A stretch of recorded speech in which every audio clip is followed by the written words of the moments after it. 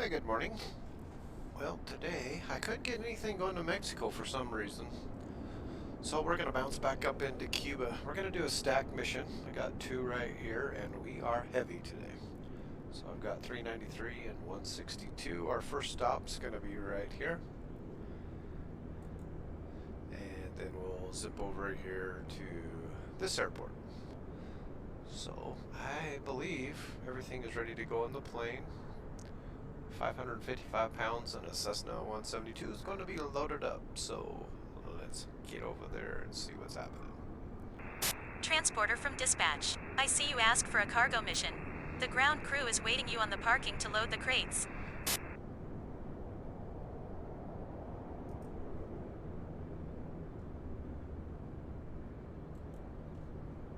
I think I need to set my brake.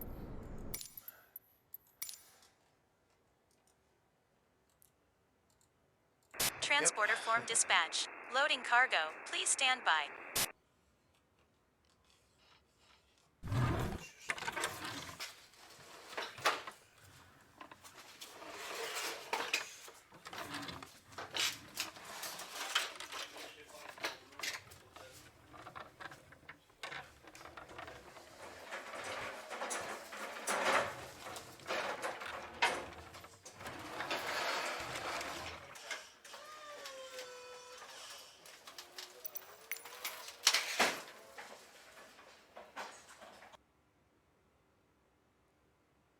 Transporter. Transporter from dispatch. The cargo is on board. You are clear to taxi to the runway and take off. So we're right at 40 pounds overweight with 50%, 54% fuel. So we're just a skosh overweight. Should be fine. Oh.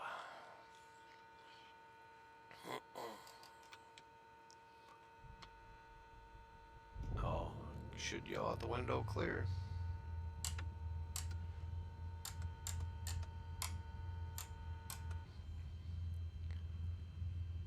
Let's get everything warming up.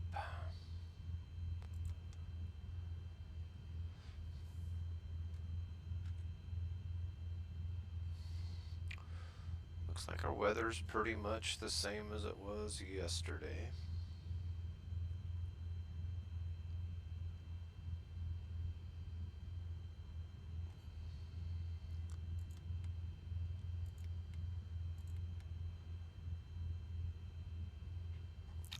I don't know if I saw a windsock anywhere.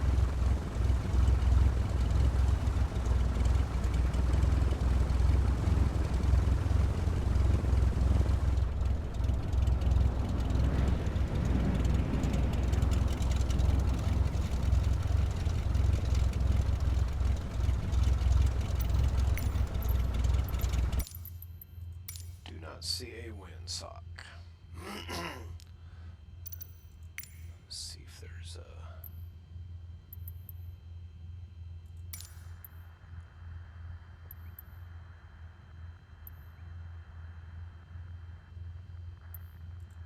Well, let's just... Background, Cessna Sierra Kilo Echo, Echo Tango, Echo Romeo, ready to taxi north departure. Cessna Sierra Kilo Echo, Echo Tango, Echo Romeo, taxi to and hold short of runway 09er, using taxiway. Contact tower on 118 decimal, 4 when ready. Taxi to and hold short runway 09er, using taxiway Cessna Tango, Echo Romeo. Okay, that's simple enough.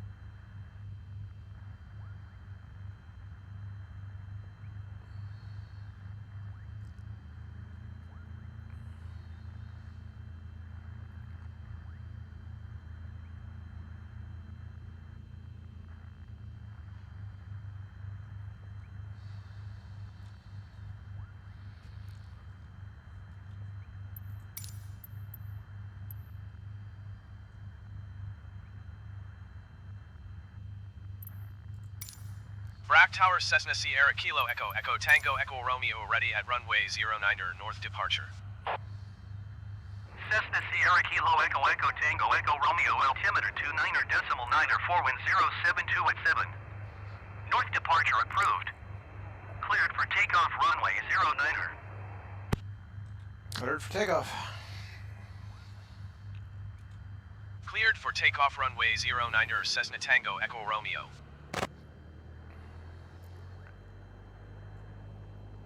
Okay, we'll just have to do some back taxiing.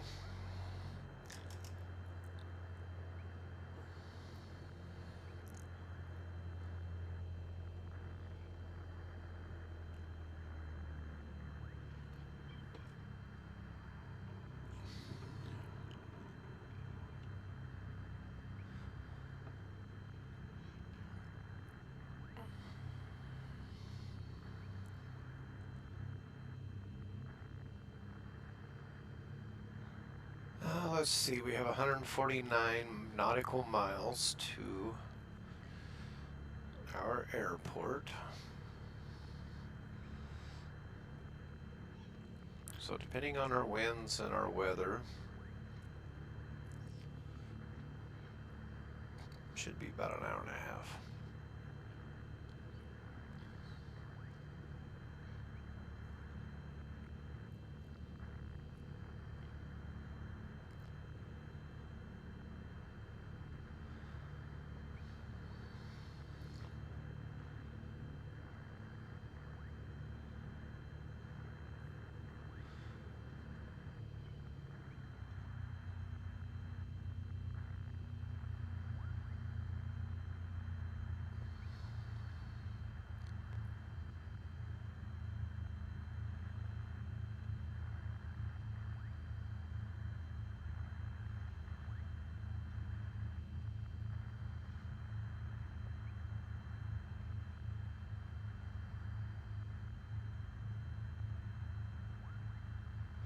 There's our windsock clear down here, or it doesn't do us any good. Not a lot of wind, so. Kind of need that windsock next to where parking is.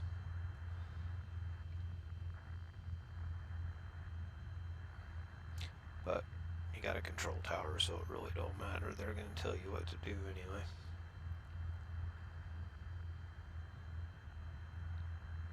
I did recover my profiles, the ones that were missing, so I got them all back, and I've changed some camera settings, so you'll notice there's going to be a little wobble in the camera, because I've got it simulated what my head would be doing. So if there's some drastic movements, you're going to see the camera wobble, but that's actually simulating my head movement in the plane. So we'll see if that gets too annoying. I can shut that off at any time.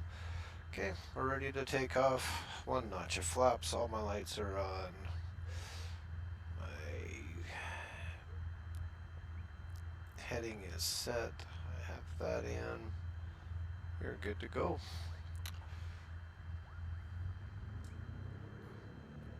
Full rich, sea level.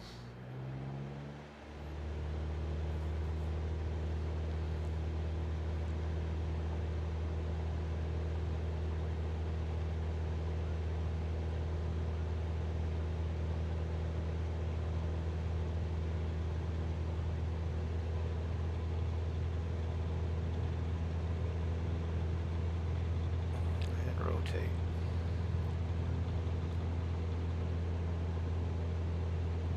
Transporter from dispatch. Fly safe. Flaps up.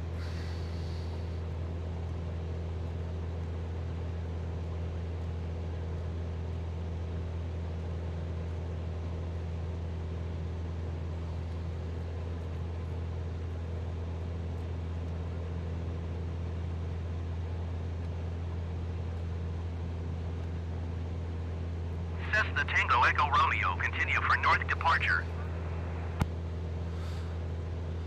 Brack Tower Cessna Sierra Kilo Echo Echo Tango Echo Romeo continue for north departure. let's just fly over the island. I was going to turn the other way, but that'd be the long way around.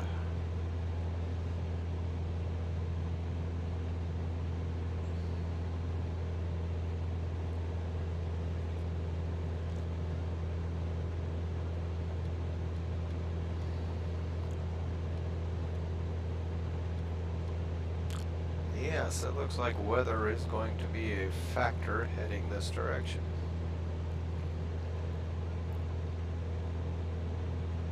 Oil.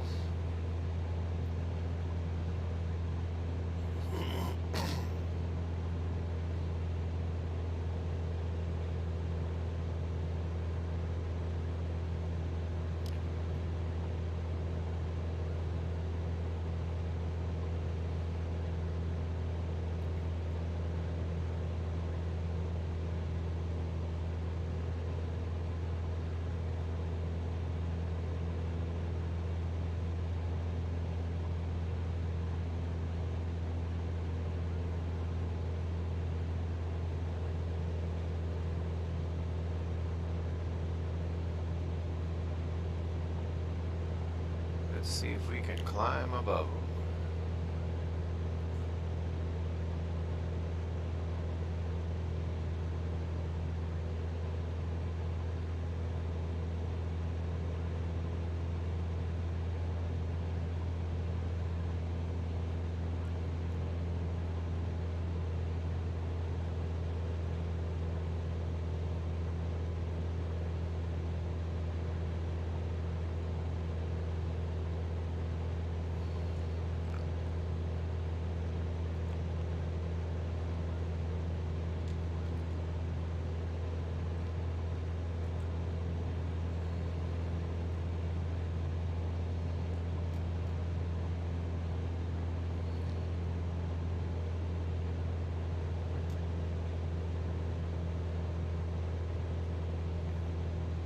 Just kind of fly around these clouds.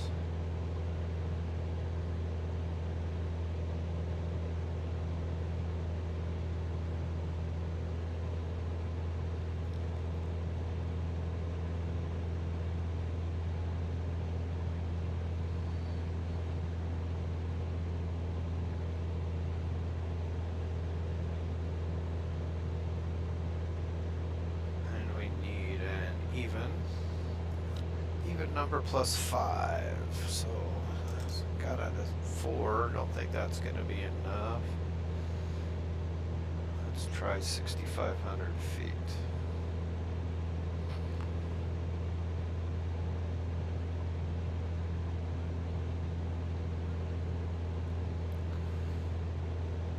Okay, time to lean up the engine a little bit. So if you Cessna watch. Tango Echo Romeo leaving my airspace. Frequency change approved.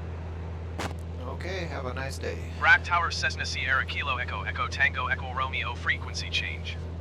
Okay, watch my numbers here, 2510. I'm just gonna, and you can also watch, I've lowered my camera so you can kind of see my flap settings, and here's my throttle, my mixture, and you'll be able to watch this slowly move out. All the way in is full rich, all the way out is lean. If I pull it all the way out, the engine will quit. So I got 2510 on my RPM, and I'm just gonna slowly start bringing it out. There's 10 plus.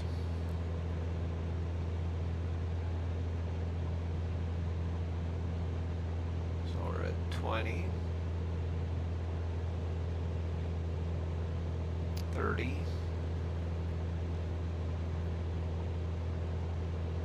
40. Now we're back down to 30, so I'm just gonna start pulling and pushing it back in. There's 2540. Mixture set.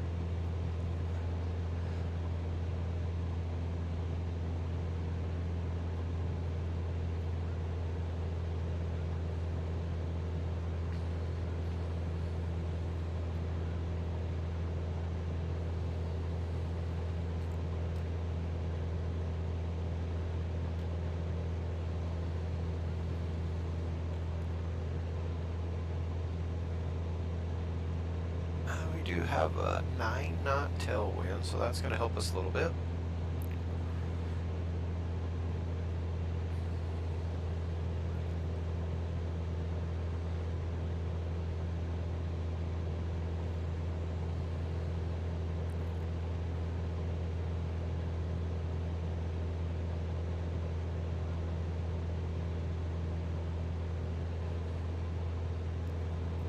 I enjoy flying these, like this G1000 Cessna glass cockpit, all the bells and whistles, but it is kind of not your old school navigation. I mean, everything's picture perfect here. Thinking about getting us, especially when we start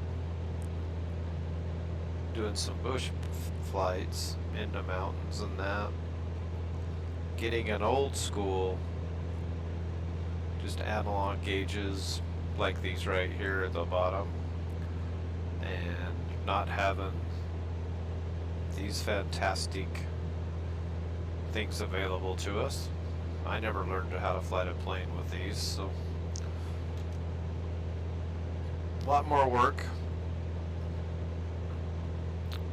to set up a flight.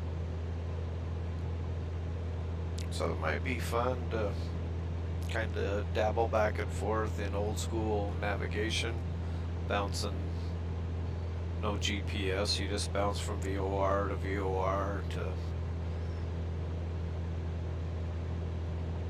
cross-reference different VORs to find an airport, not just fly a magenta line directly to the airport, because this is like a no-brainer.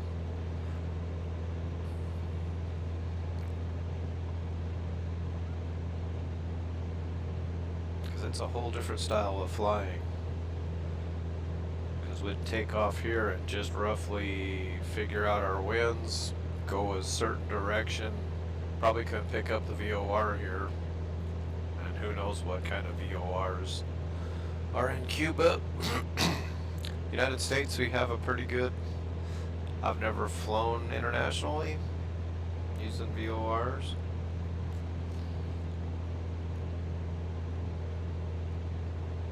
Yeah, there's not a lot.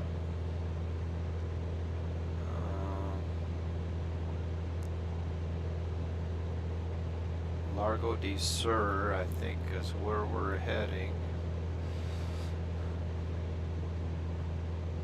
Yep. Well, let's see what the sectional has for us here.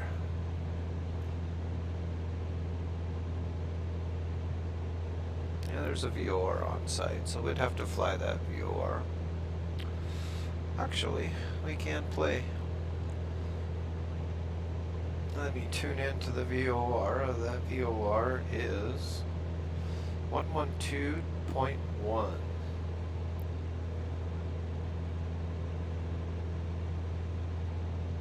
So there's 112.1. I can activate that.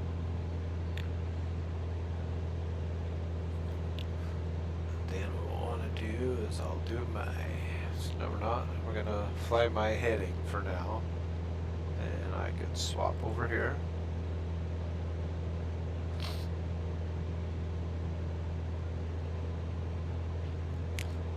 See, there's our VOR. We have picked it up, but as you see, it shows us we need to fly this way and we're off course, but that's not how that works.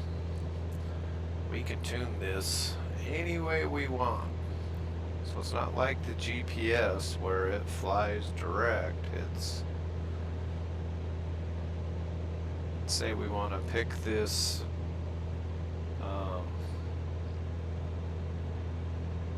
say our flight plan says pick this VOR up on the 300 and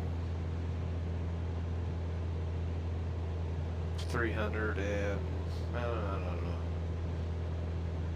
We could do a straight 350 or 350 radial. So I set that at 350 degrees and it shows the line. So you always fly to your line. Pretend like that line is our course and my plane is way off to the right. So the way we're flying right now, we will pick that line up eventually. I don't know how far away from that line is. GPS kind of spoils you.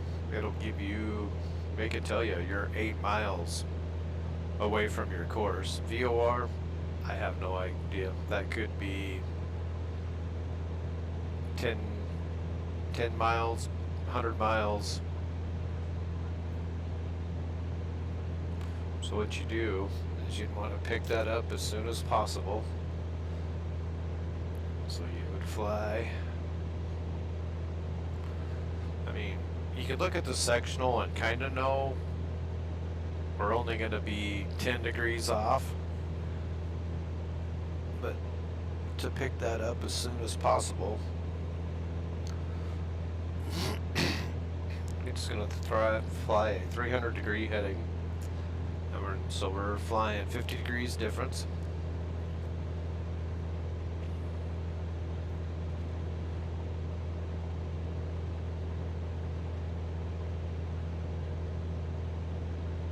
And I think we want to go up another 2,000 feet. Just to get above them stringy little clouds.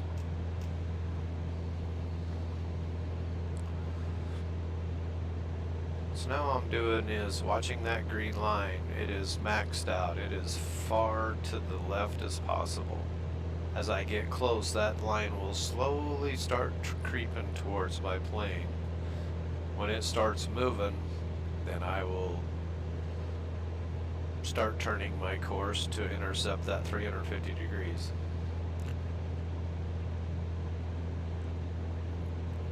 Okay, we've gone up another couple thousand miles. We're down to 2,500 RPM. Let's go ahead and lean back again. So I'm going to start pulling that back out. There's plus 10, 20,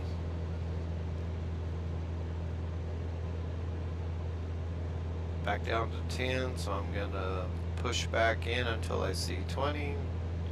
Mixture is set.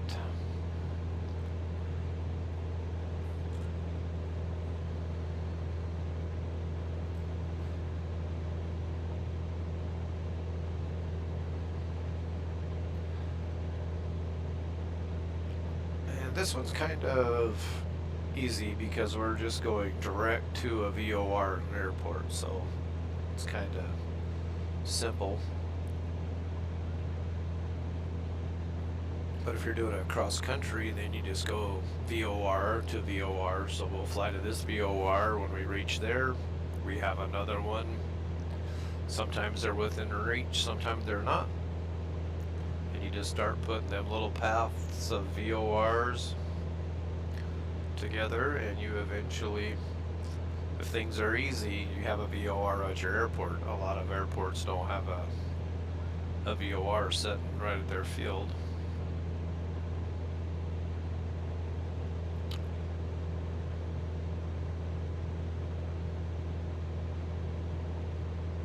Okay, you can see a magenta pop back up, and it's telling us we're starting to count down or count away that we are 2.28, 2.29 miles off of our magenta line, because we were following direct to. So that's the joys of the fancy GPS. It tells you exactly where you are. You get a picture of where you are. We just scroll this all the way down, take that information away. Now we have no clue where islands are at, what we're flying to. So we're gonna just old school it. We're just gonna fly this VOR. We do not have to intercept it at a 350 degrees. I can turn that course and it'll go direct right here.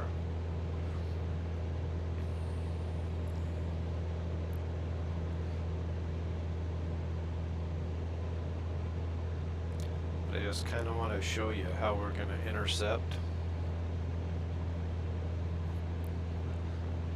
and fly to that on a 350 degree radial.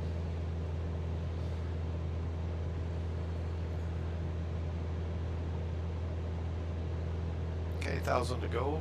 I think 8,500 feet is going to be enough. Got a few clouds popping up here and there, but I think we should be fine.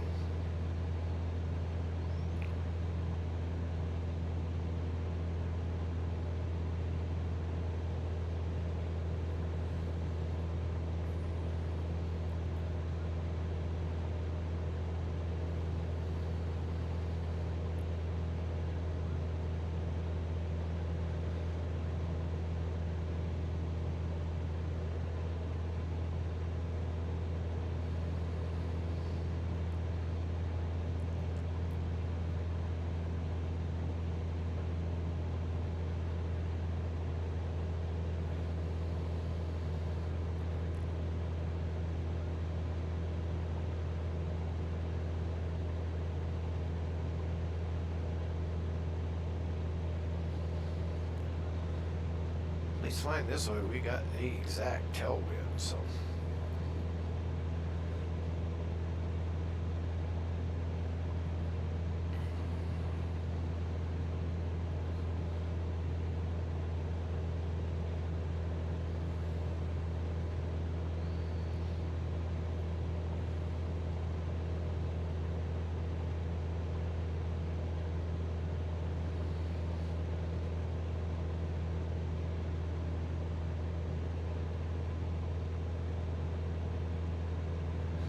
Speed this up.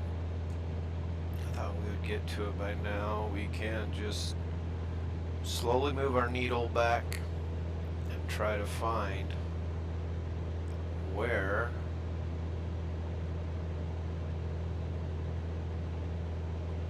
see right there, it started to move right there. So if you don't know where you're going, you just kind of start at your 90 degree. We know that line's in front of us right there. We know somewhere in front of us that line is. But if we go farther, that line will go behind us.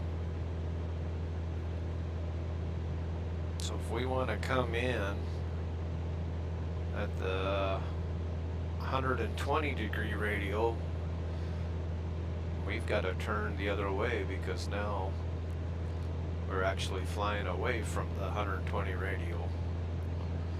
If that makes any sense.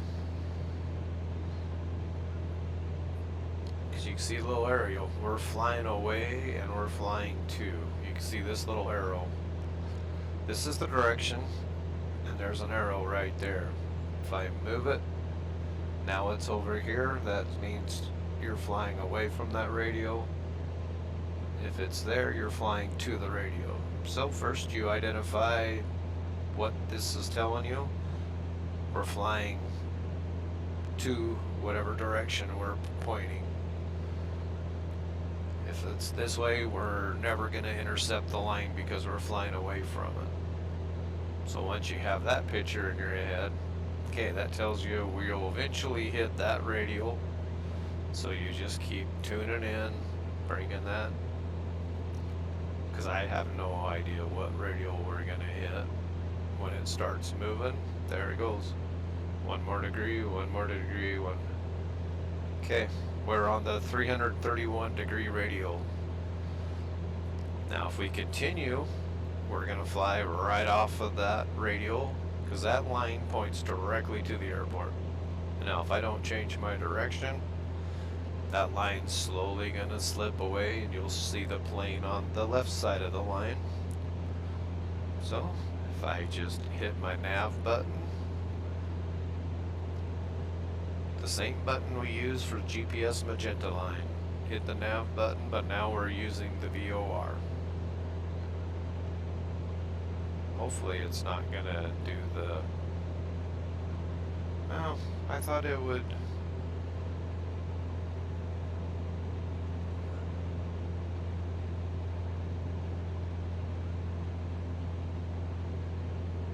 See what it does.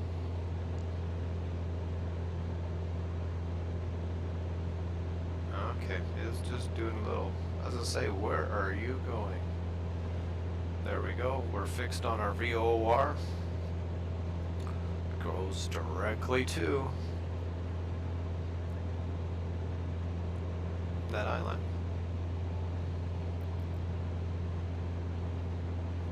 So there's two different ways to navigate.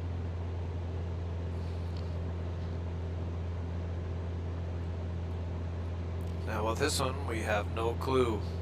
With the GPS, I know we're exactly 119.8 nautical miles away. Our ground speed's at 129 knots. We'll be there in 55 minutes. All that information goes away when you fly analog gauges. You have no clue what your winds are. You actually get that information on the ground before you take off, and you guesstimate. So we'll know, yep, we're going to have some kind of tailwind. It's going to give us a number, and we adjust our forward speed, so we kind of give an estimated time of arrival.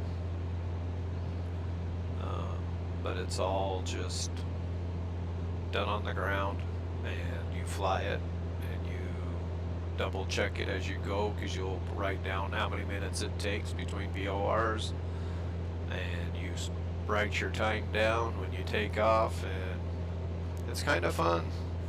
In flight school, you'll write all that information down, and I mean, depending on how technical you are, you're within a minute of exactly where you said you were going to be.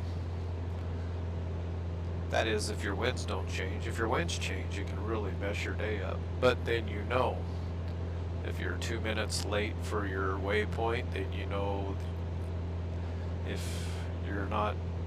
the plane's not performing as it should. But if your plane's doing exactly what it's supposed to be, then it has to be your wind has changed. So you just adjust accordingly. Or if you're 2 minutes early, that means the tailwind's a little stronger than it was predicted, and the time isn't that big a factor unless you start managing fuel. If you only have 4 hours of fuel on board with your reserves, and you gotta fly 3 hours and 45 minutes, then that time becomes a factor. If you start losing all your waypoints and are not hitting your waypoints, then that start to tell you that you might not make it on fuel. Now, if you have options to stop to fuel, not a problem, but like right now, we're flying from island to island. We have plenty of fuel, so I'm not too worried about it. But if we were at our max, if I was flying to island just within the range of our plane, then it becomes a really big deal. I get up here and then again, you don't have multiple waypoints to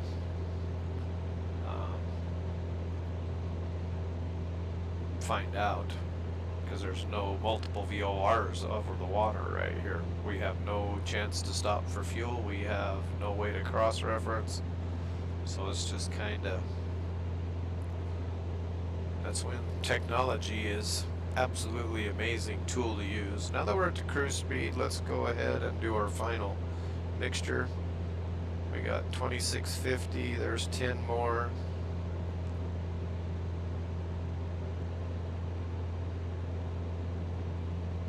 Drop to 5, so we'll just bring it back to 6, and we're good for cruise.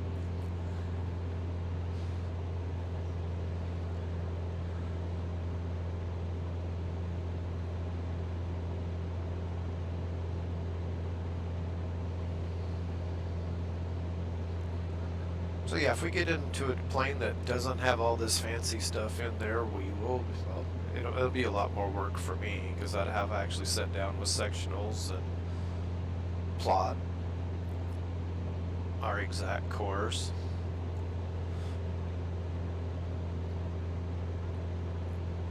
Write everything down on a piece of paper, which in the plane I have a knee board that I strap to my knee, and I write all this information down. Basically put a flight plan together on a piece of paper, and that knee board, it's like a clipboard with a strap, so you just strap it around your leg, and it has a little calculator at the top, and you can have your flight calculator, but you write all this down at the ground, and then when you get in the air, you're basically writing these times down. And old school.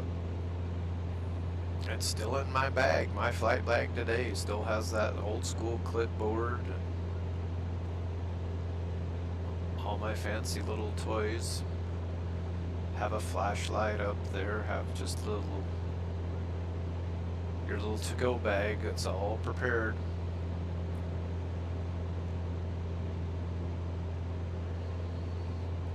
And I would like to kind of do a little, wow, graphics did something kind of stranger.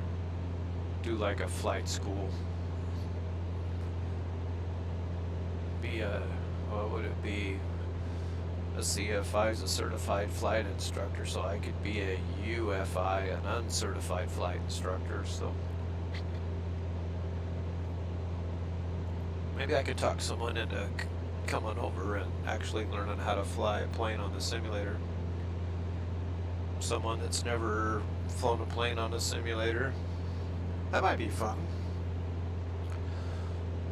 Do a little ground school and a walkthrough and teach them how to do patterns and landings. And I might have to think about that. That might be fun. I actually have someone in mind already just thinking about it. So, yeah, be warned. I might be having a conversation. The best part about with aviation is passing it on to other people. It's just kind of a unique little club, I think. So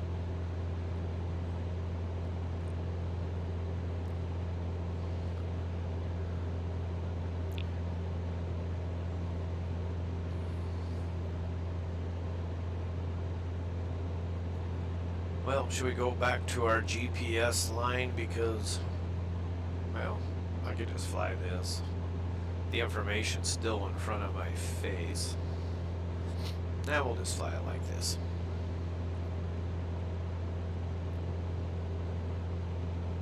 Now all the information I used to start my descent's gone. I mean, all the information is still right there in front of my face. I could totally shut off my flight plan and all that information would go away then. Because you really do depend on all that information. I know 15 minutes out I start a descent if I'm in a jet. 30 minutes out I started a descent.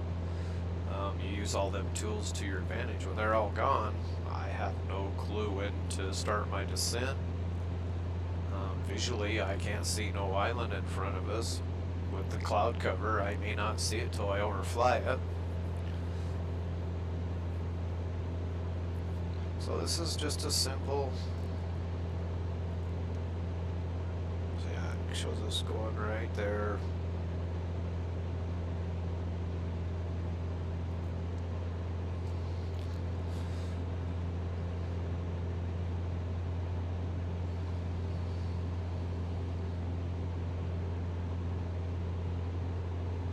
Oh yeah, now we're over RPM.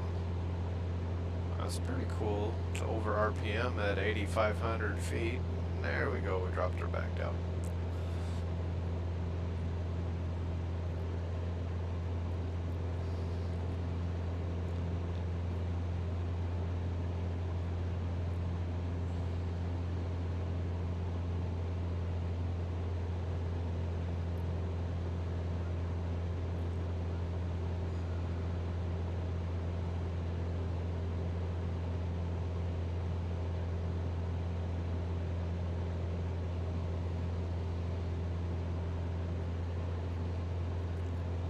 Question is, are we going to find a hole to drop through to stay VFR?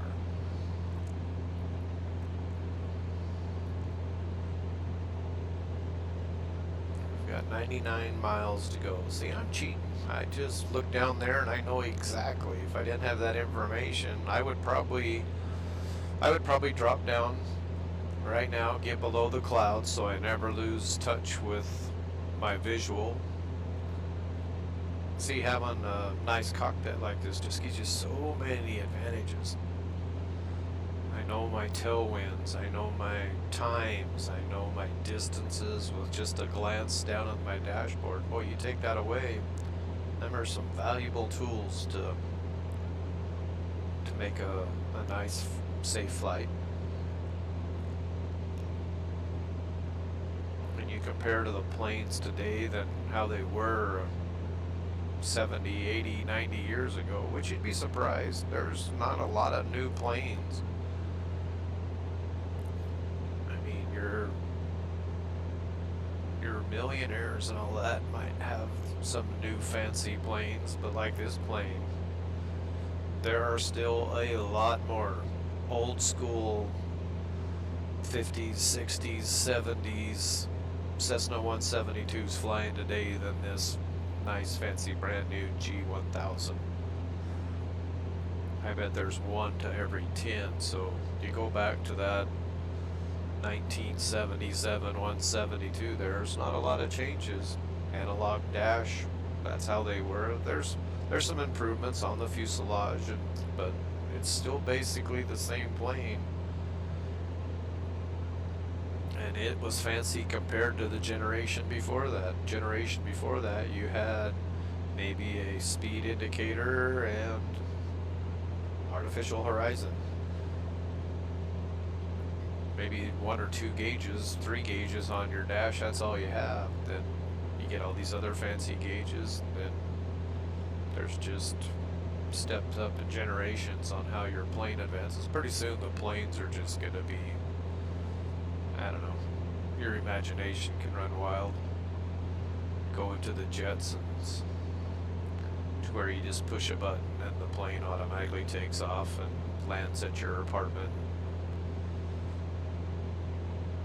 I mean, we're almost there right now with this glass cockpit. I mean, it could actually be throwing a little highway on your, get a heads-up display and put little squares in the sky that you actually fly through. I think we can do that. Let's see.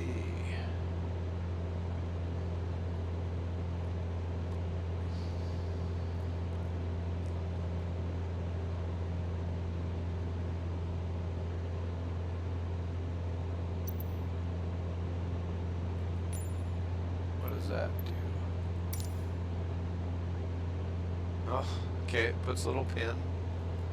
So 92.4 miles. I mean, that could be a heads-up display in your windshield. It kind of just points it towards there, but right now you just push a button and your plane's flying directly there. You don't need that. What does this do? Don't do nothing until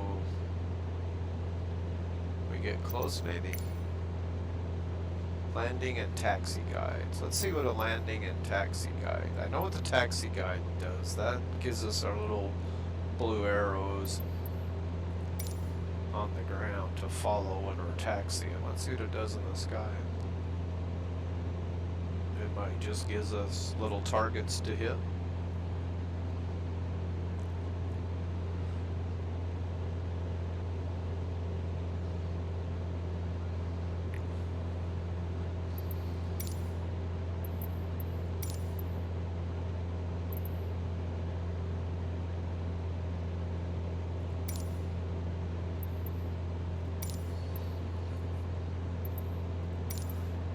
Cayo Largo Tower Cessna Sierra Kilo Echo Echo Tango Echo Romeo 86 miles southeast 8,500 feet to land.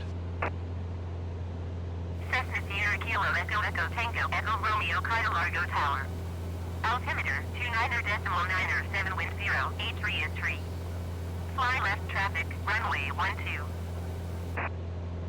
Alright, we have our runway. Enter left Yay. traffic runway 12 Cessna Tango Echo Romeo. Usually can't get a hold of an airport this far out, but I I guess when there's just nothing but water.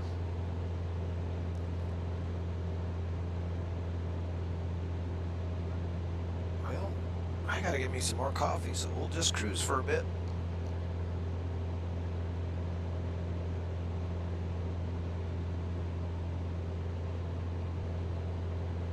Okay, let's see what else. Down here's another option if we didn't have GPS or nothing, just a double. Well, we got the VOR, so we know we're flying. But say, well, I'm trying to think. If you can pick up your VOR, you should be able to pick up the tower. But if there was no tower, you only have VOR, but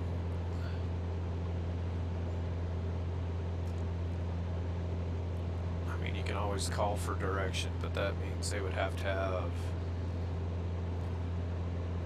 you on a radar. So I don't know where I want to go with that one.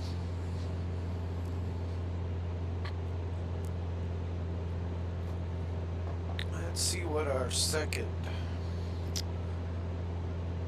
There's not a lot of information on my sectionals when I get out of the.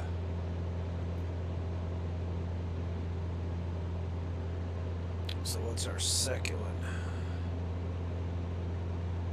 MUNG or S? MUNG. Okay, it actually has a VOR also, so we can fly that VOR. So these two were pretty spoiled. I think in one of my earlier flights, though, I think the Driggs Airport, flying into Driggs, Idaho, we had to pick up a radial from Idaho Falls and fly that radial to find the airport, I believe. So I think we did flirt with old school.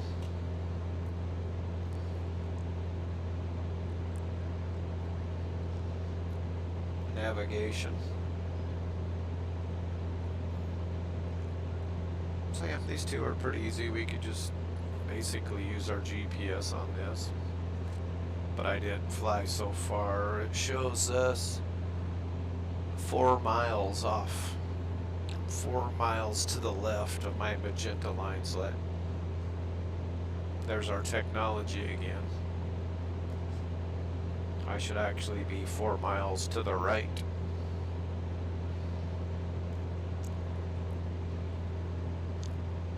And if I push my heading button and track my heading, now my plane won't turn. There's a VOR 2, so I can actually have 2 different ones set up. See, there we go, 3.9 miles. I'm 3.9 miles to the left of my line, so I'm off. And it tells you exactly. Now if I push my nav button, the plane will automatically turn to the right to pick up that line. We're all going to eventually end up at the same place because we're just on a different radial. And if I hit direct 2, this line would go exactly straight. So it really don't matter. We're going straight to on the VOR, so I'll just hit nav and we'll just follow our VOR in there. It's basically the same.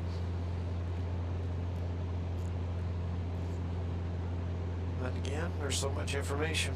34 minutes out, 73.6 nautical miles. That's the joys of the GPS. But this little 2 panels here, very expensive. I think people would just about pass out when they see how much additional that technology is. I have no idea, but it wouldn't surprise me that maybe I could research it. I would just say in my little brain we're looking at $50,000 to $75,000 for them 2 panels in front of us. It wouldn't surprise me. See what kind of information out here on the World Wide Web.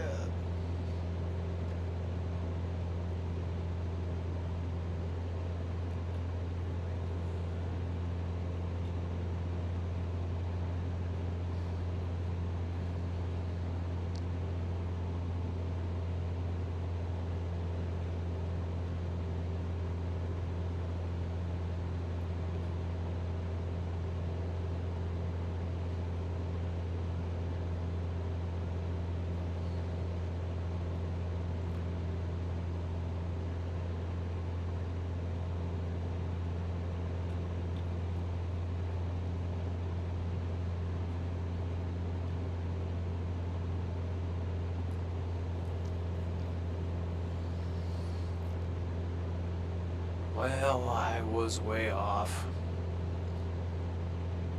A G1000 NXI upgrade is available for a list price of $28,995 from a Garmin authorized dealers.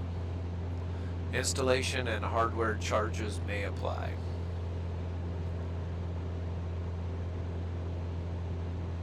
Which includes the avionics system software STC letter of authorization from Textron for a list price of $4,000. So yeah, $30,000. So yeah, I was way high. But how many people just for two little things is going to drop $30,000 for them two screens? Now, if you fly a lot,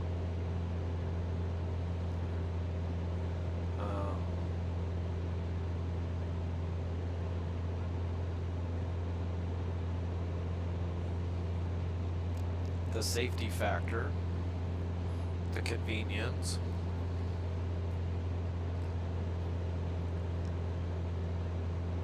but aviation is kind of like a boat. If you ask how much, you probably shouldn't be buying a boat or flying, because it is not cheap and you have to justify it somehow. I mean, just to put yourself through flight school is expensive.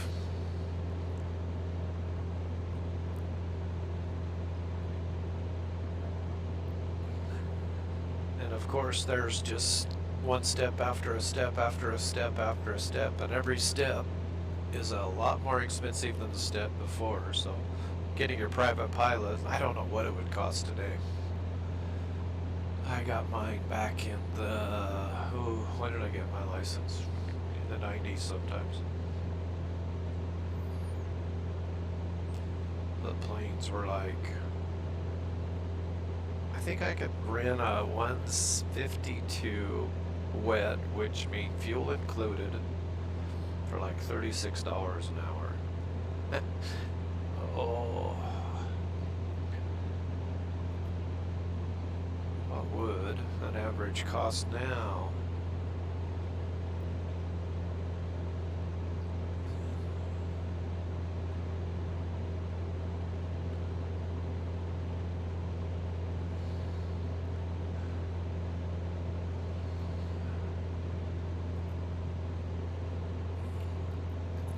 Wow.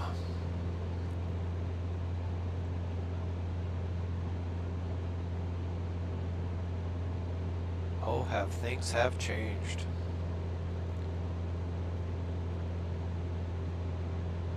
A Cessna 152 with the Garmin 345 setup is $113 an hour.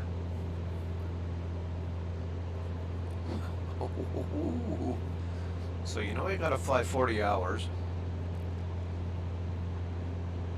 So yeah, it's a lot. I don't know what it would cost to get your license now. I was $36 an hour, and now it's $113. And that, I don't know if that's wet or, yep, it's wet. Rental rate per hour wet. So you never have to buy fuel, so your fuel costs is never a worry. So you have 40 hours you have to fly before you can check ride. And I believe 20 of them hours you have to have an instructor sitting beside you. Plus you got ground school, plus cha-ching, cha-ching, cha-ching, cha-ching. So I don't know. Wow, I don't know what an instructor would even cost. Again, if you gotta ask, you probably...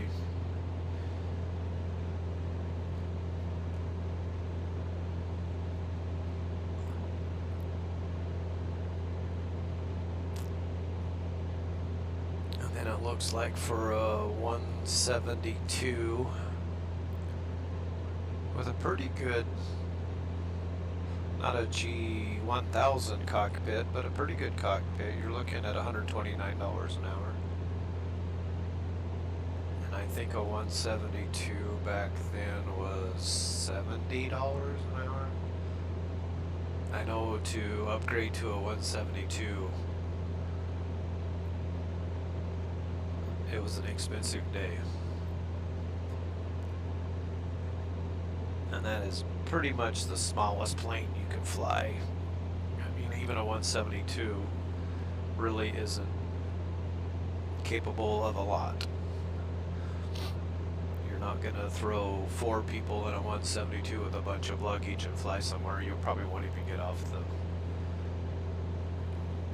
You could probably put, well, I did 3 adults, fly to a breakfast somewhere, enjoy your $250 breakfast on a Sunday morning, go jump in the plane with you and your buddies, go fly somewhere, have breakfast and fly back. That's pretty much what a bottom tier pilot does. Flies to airport to have lunch or breakfast. And if you want to drop $10,000 to be able to do that, there you go. But then you gotta go back to school to be IFR, to fly in clouds, then multiple, and then commercial, and it just... And where I live, mountain flying was a good course to take, so you could fly safely in the mountains. But if you just want to jump in a little 152, you and your girl, and not get anywhere really fast and not have a lot of options, just get up in the air and enjoy. I mean, there's a lot of enjoyment. I mean, you don't have a 152, get you a little Cub. There's a lot of planes out there where it's just a single seater. I like to share, so I don't know if a single seat would be an option. But man, you can go pick up a little Cub that seats forward and back, so you sit in front of each other, not side by side, and you can pretty much land them anywhere. You can see videos of them guys flying rivers and landing on sand.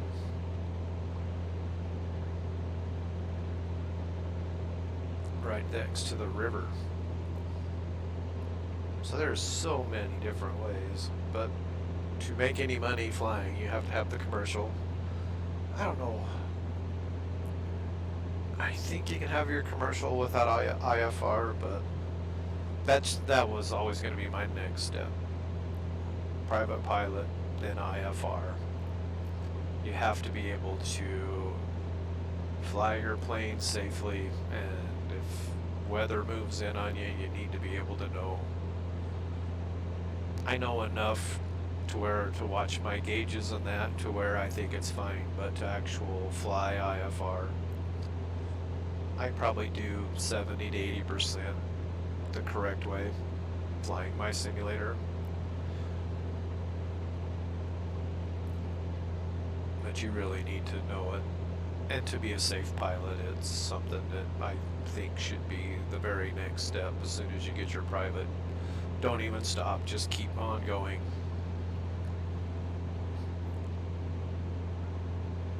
And then you but then you have to upgrade into a pretty good plane for IFR. It has to be IFR capabilities, and there again, it costs more per hour to fly that plane, and you have to fly that plane.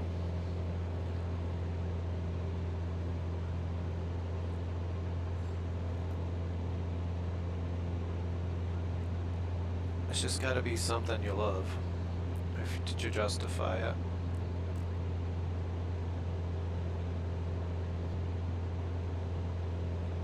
I'm just kind of looking up cost. It's an average cost of $10,000. It may vary, however, depending on your school, aircraft, instructor, locations.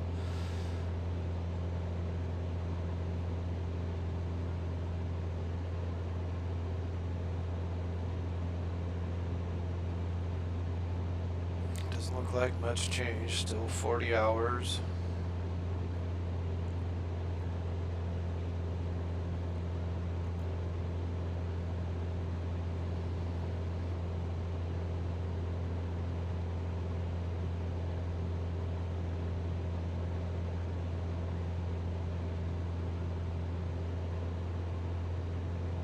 So it's still 40 hours flight time, 20 hours with an instructor, 10 hours of solo flight.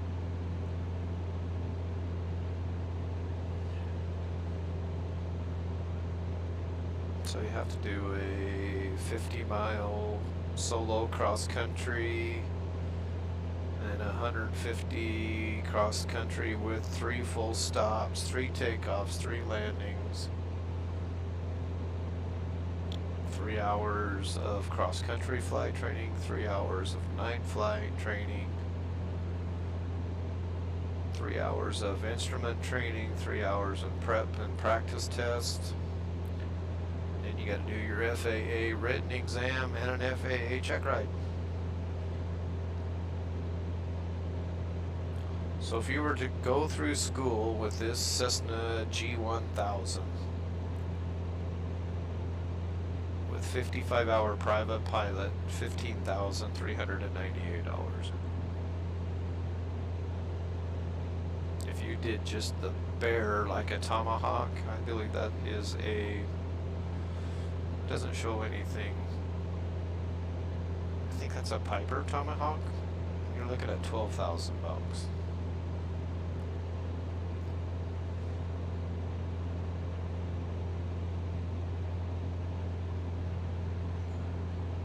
Yeah, it's pretty expensive. 15,000, about 10 to 15,000 bucks to, and that gets you enough to where you cannot still make a dime flying. You got to get that commercial. So you're looking at probably what, $30,000 to get your commercial license on a single engine bear that nobody had ever used you for, because you have to get into your, well, no, I don't know what you do. Single engine.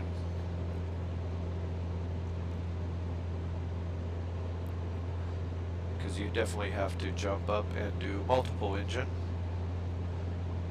which if you want to really hurt your checkbook,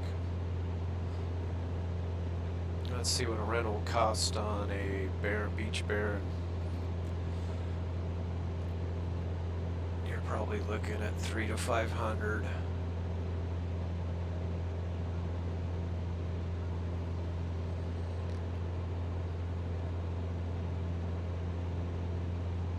An hour.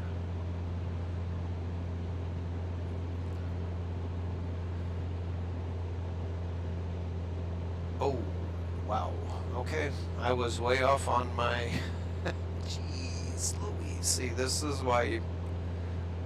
Oh, that's to charter. Okay, we're not chartering. I want to rent the plane. To charter a Beach Baron G58, which we've flown, that's that multi-engine, $1,200 an hour.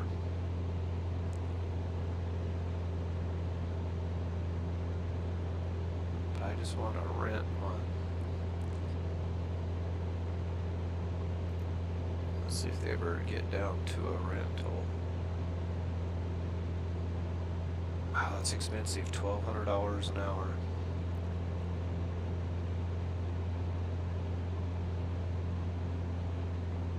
But it is a $1.35 million plane. Hourly rate $1,000 to $1,400 an hour, and that's for an 05. Okay, get off on my tangent here now that we're still tuned into our VOR. Our wind has changed. It's now a side wind at 3 knots. And let's just go ahead and drop down, and maybe we can shoot that hole right in front of us.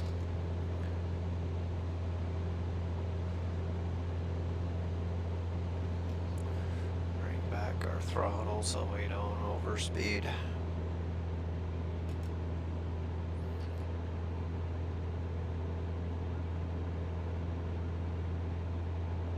It's probably what I'd do in the old day if I had no instruments. I would just go to my altitude like we did, but I would fly 45 minutes. Once I hit that 45 minutes, then I would drop my altitude. But I have no clue. You would do it soon enough to where if you had a good tailwind and you gained time, you wouldn't overfly the island, or so it's all in times and distance.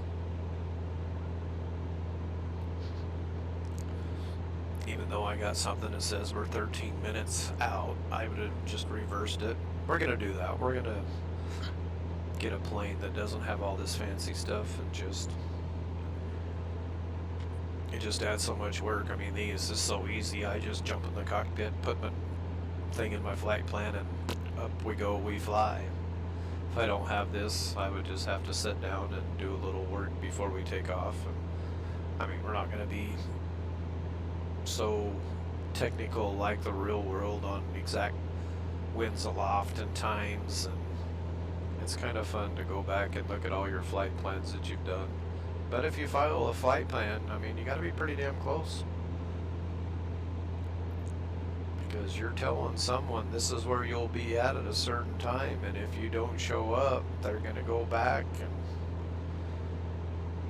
find out the last time someone talked to you, and that's where their search will be. So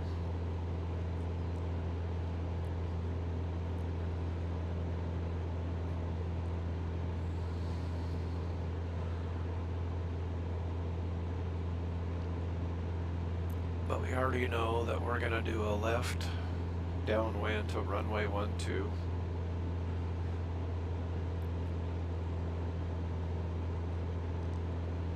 And majority of the time, it's pretty much always going to be a left downwind.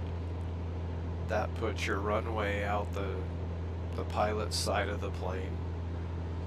The only time, I mean, if there's a mountain on one side or noise abatements, or you can do right, that just puts the runway off your passenger side, which isn't a big deal. But when you turn into your runway, it's kind of nice just to look out your left window and have the airport in sight at all times. But flying a flight simulator, you notice my camera never moves, so I could have it follow my head. But I think it would get nauseating to view if I'm always looking around, looking down and over. When I look around for a purpose, but just to watch, I don't think it'd be very enjoyable. So we'll just keep it static. I really haven't noticed my head bob along, which I guess that's means it's smooth, because now I'm simulating head movement.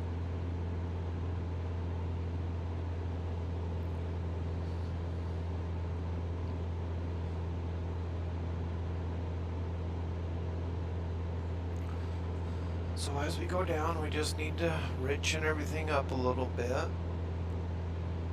So I'm at 26, there's 10, there's 2, so you can see I just added in until it drops. So as it thins, your RPMs drop, but as you add fuel and you descend, your RPMs will increase, everything will run good, but then it crosses a line to where you're starting to put more fuel than air, and then your RPMs start to drop again. So it's the exact opposite. As you descend, you put more fuel in as your RPMs rise, and then as soon as it drops, and you can also do it off of your EGT, which is your exhaust temperature. As you lean it, it gets hot, but as there's less fuel, less heat, it's all just a nice little fine tune. You can adjust your mixture for more fuel, which runs cooler at a point. If you lean it out, it can get too hot, but if you lean it out, you save fuel.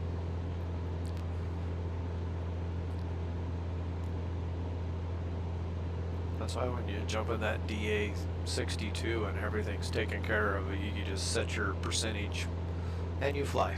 It takes all the fun out of it.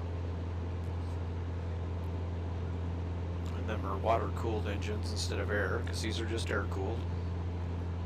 So I can't just go back to a complete idle right now, or it cools the engine too fast and it can do damage to the engine. So.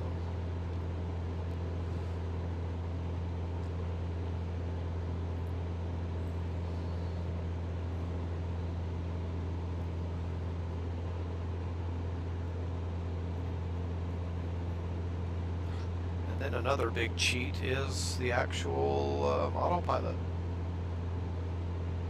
I've never flown a plane in real life that's had an autopilot, so I have actually had to just trim the plane and be flying that thing constantly. So you'd basically be adjusting your course to keep that line centered. If you have no clue which way the wind's blowing, but if you keep drifting off your line and you keep turning into your line, I mean, right now we've got a 1 knot tailwind. Is that a 7 or a 1? It could be, I think it's a 1 knot tailwind, which means there's basically no wind. But yeah, autopilot, just I can pop it on a altitude and a heading and just monitors all you do. But boy, if you don't have that, 2 hours of flying with an autopilot, 2 hours of flying by hand, there's a big difference. It's not like a car where you just set your cruise control and drive down the road. I mean, you've got altitude, there's no road, you're just there's a lot more to it, so it does fatigue you after a while. Okay, 1,000 to go for 2,500, but that is not going to get us below the clouds, so let's drop down to 1,000 feet. Let's get to pattern altitude.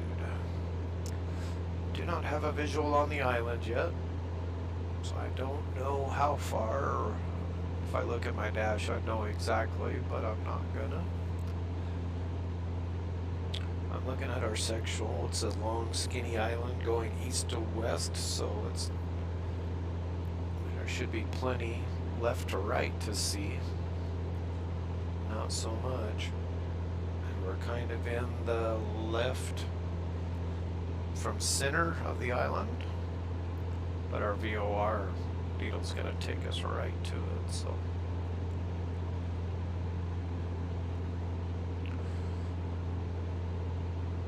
Kind of looks like the VOR is on the end of the runway, the end of runway 12. Some you'd have to fly to the VOR and then pick up a radial away from to intercept the airport, but this is pretty much on the airport, so by the time you get to the VOR, you have airport in sight. Look at that little channel we just flew right down, almost like we planned it.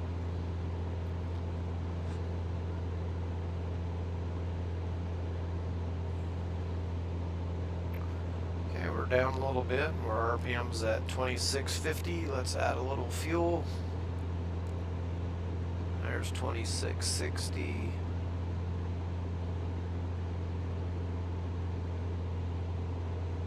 $26.50. I'll just bring it back a little bit. There's $26.60. So now, oh look, there is. That's what your little boxes. That's our little cheater to land. So I think that's where the world's going to.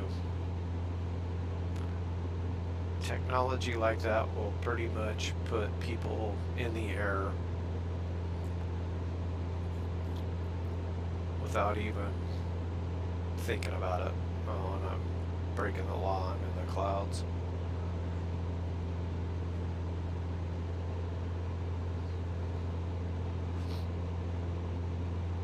So yeah, that kind of technology right there, and I don't know what you do. Push a button and it automatically flies that course. I don't know. It's kind of pretty close to, I'm not flying that course. I have no idea how to even fly it, but that's kind of interesting to, there's your highway in the sky. There's our island, left to right. Okay, I don't want that to ruin my, that's not fun to me, so I'm going to shut that off because I do not want to know. Okay, our VOR. There's our pattern altitude, so we're going to level off. Slow down a little bit. We're well into the yellow, but that's fine, it's smooth. Now we're looking for an airport.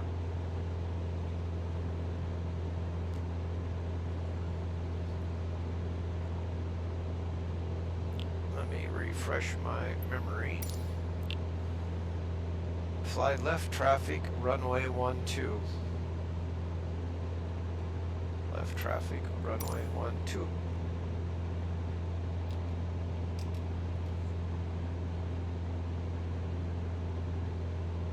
So I'm setting myself up for left traffic.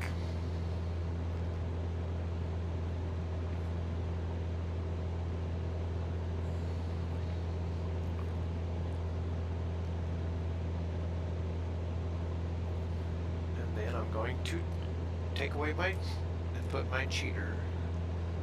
So cheater is 12, which is runway 12, 12. There's my cheater. We all know how much I love my cheater.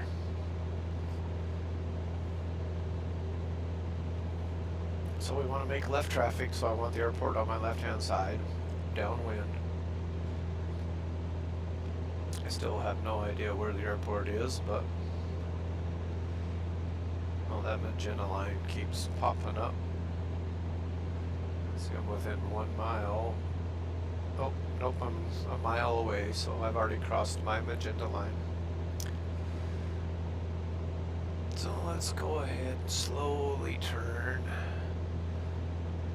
With a skinny island like this, I can just fly the northern beach line.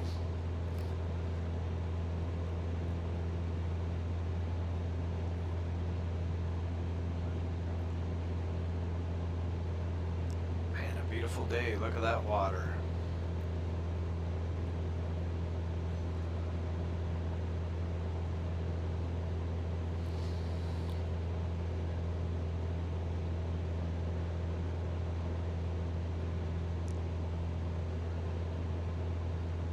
Now I just gotta find the airport. Where is the airport?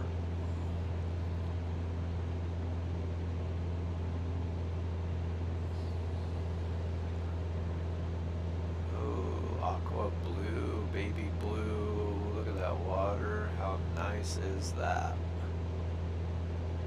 That little airstrip right there, that's cool. Alright, there's our runway heading, so wherever our airport is.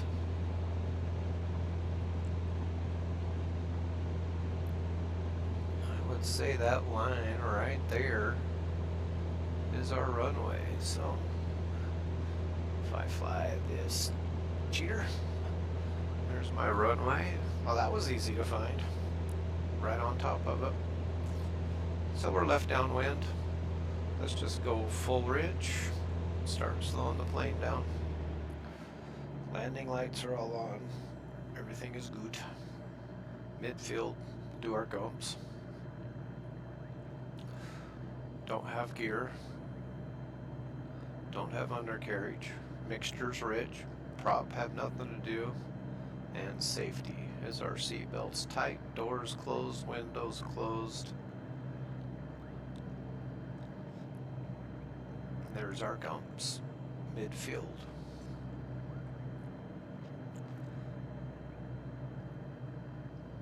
Now let's bring the plane back to about 1700 RPM. Looks like everything is at this end of the runway, so we'll have to do a little back taxi.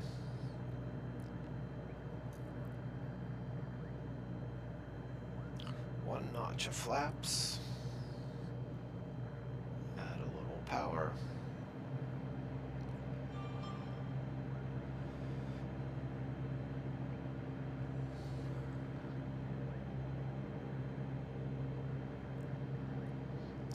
Wait for our clearance. Okay, lights on. One notch of flaps. Our speeds are good. Our mixture is good. And autopilot is off. Flying by hand.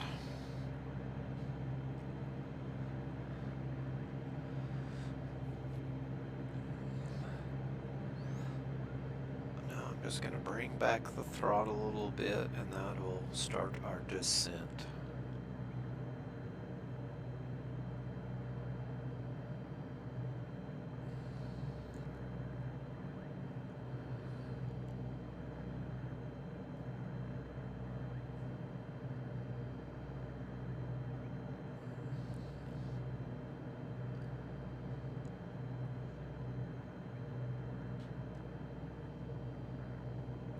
Cessna Tango Echo Romeo wind 136 at 14. Cleared to land runway 12. Cleared to land runway 12. Techo. Cleared to Echo land runway Romeo. 12 Cessna Tango Echo Romeo. Okay, let's do one more notch of flaps. Trim the plane. That's going to slow us down a little bit.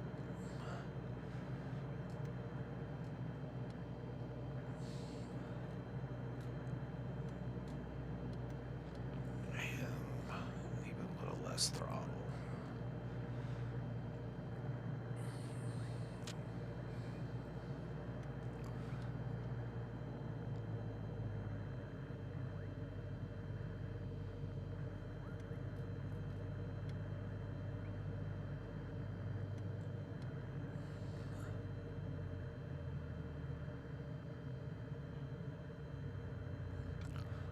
Last notch of flaps. Got 4 wides. We're above our glide slope. 500.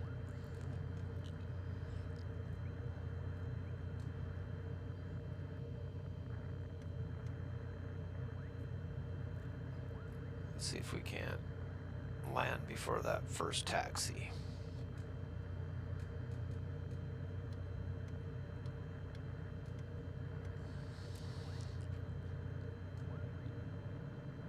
Nice little bubble right there at the end. Start polishing up on our little short field landings here.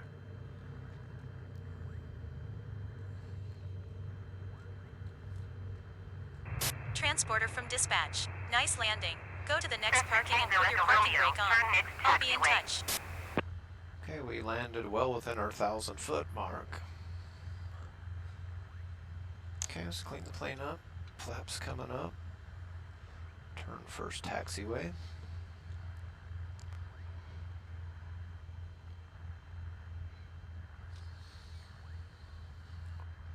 Cessna Tango Echo Romeo, contact ground on 118.5. Decimal 5. 118.5 Cessna Tango Echo Romeo. believe it's button 2. I don't know what my options are. Oh no, just one. Cayo Largo ground, Cessna Sierra Kilo Echo, Echo Tango, Echo Romeo taxi to parking. Got a lot of people out here on Cessna the... Sierra Kilo Echo Echo Tango Echo Romeo taxi to general aviation parking using taxiway. Got a bunch of people. Alright, there's our guy holding his hands up, but there are a lot of people walking around.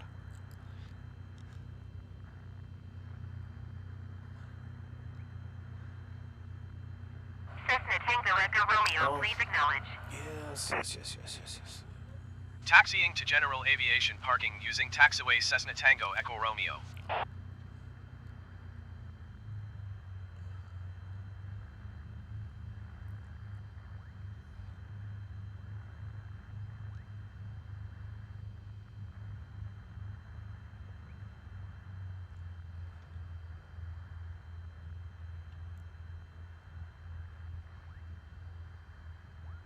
And stop. Shut down. Transporter. Cargo unloading in progress. Stand by, pilot. Standing by.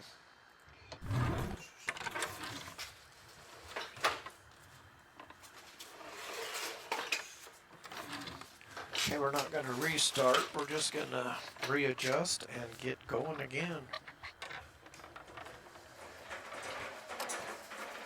Might want to throw some fuel on. I didn't throw any fuel on because we were heavy.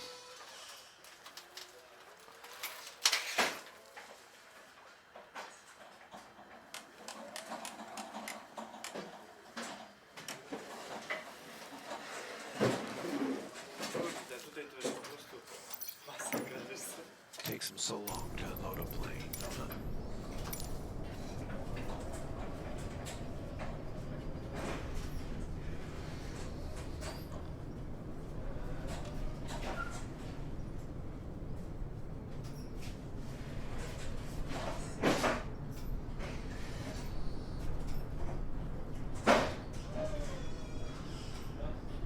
Well, this one should be easy because now we only got 162 pounds. So let me figure my weight and balance for 162 pounds.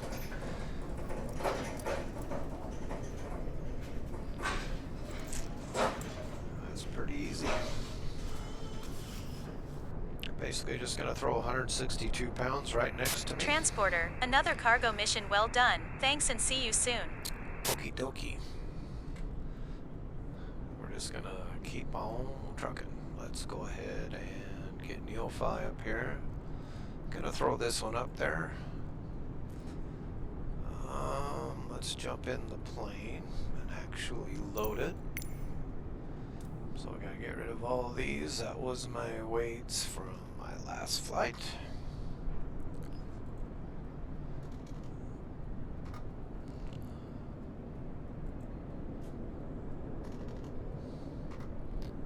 And this will be 162.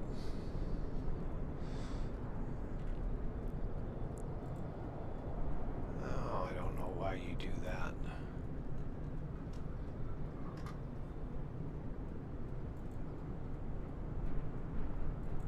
Not quite sure.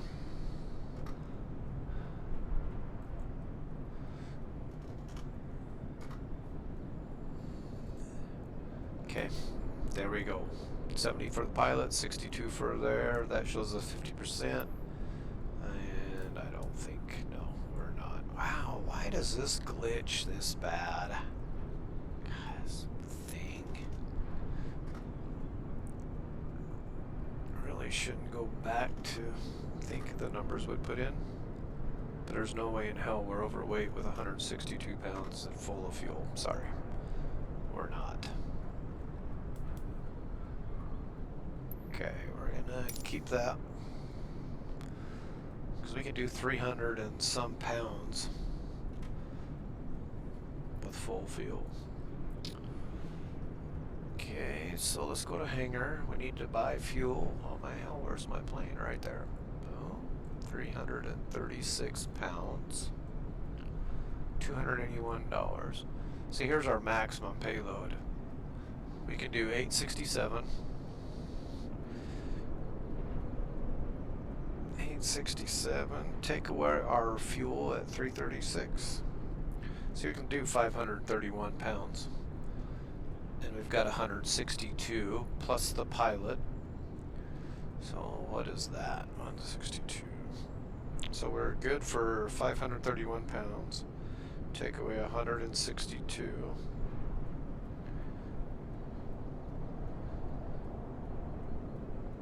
Take away 170 for the pilot. See, we're 200 pounds under maximum weight, so I have no clue what that's doing. Okay, we bought fuel, so we're plumb full of fuel. And let's go ahead. That's MUN at 162 pounds. Bang. Connect. Transporter from dispatch. Good morning. The cargo mission will start as soon as you get on your plane, in the parking. We're on my plane in the parking. Load me up, please. Transporter form dispatch. Loading cargo. Please stand by. Alright. Let's go ahead and jump in the cockpit. We'll go back to old school. Or new school, I should say. Let's go direct to our new airport is going to be MUNG.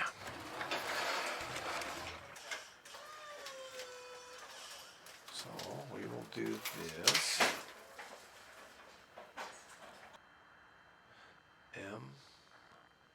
Transporter, cargo is loaded. You can start your mission. Okay. NG. So I'm just manually putting things in.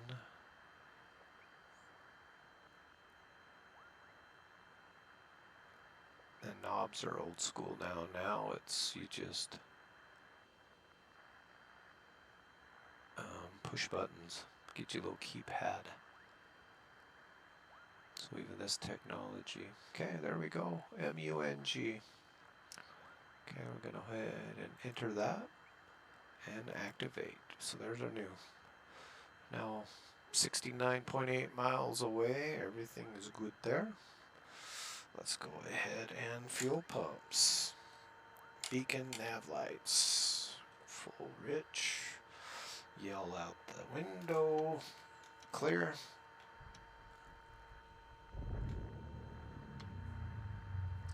Altimeter setting. Let's double check our weight and balance to see. Yeah, I have no clue. Oh, it keeps putting. Come on, Microsoft. Why are you such idiots?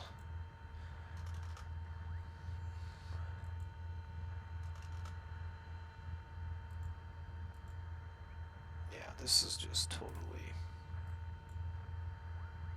I don't understand why this is so complicated.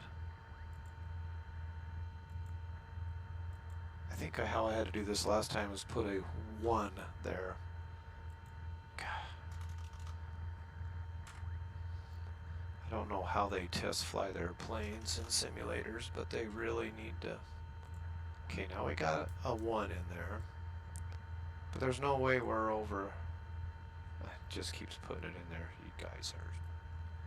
I have no idea.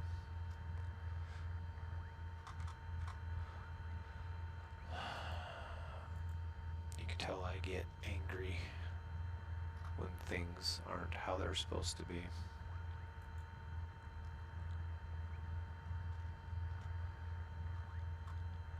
Oh, maybe it's done it this time. There we. What'd I do different? Nothing. Oh my. Oh, you drive me crazy. Okay. There's our weight and balance. I say. Okay, we'll keep this camera angle here, so I don't know if you pay attention to the dashboard or not. I don't know. Fuel pump's off. Pitot heat on. I don't need it, but we will have it on anyway, just to keep things safe. And we will do 2,500 feet because we are north, south on the west, so that is even plus 5. Even plus 5, 2,500 feet, and we will fly our dashboard this time. Well, what's our chances of actually... It's taxi to take off. Okay, they have fixed this problem. We are flying to the west. Cayo Largo ground, Cessna Sierra Kilo Echo, Echo Tango, Echo Romeo, ready to taxi departure to the west. Cessna Sierra Kilo Echo Echo Tango Echo Romeo taxi to and hold short of runway 12 using taxiway. Contact tower on 118.5 when ready. 118.5 is the exact frequency we're using right now. So Taxi to and hold short runway 12 using taxiway Cessna Tango Echo Romeo. which means we don't have to change. We'll just have to ask for permission when we get there, just like we did last time. Okay, take the brake off. Full rich. Altimeter set. Lights are on.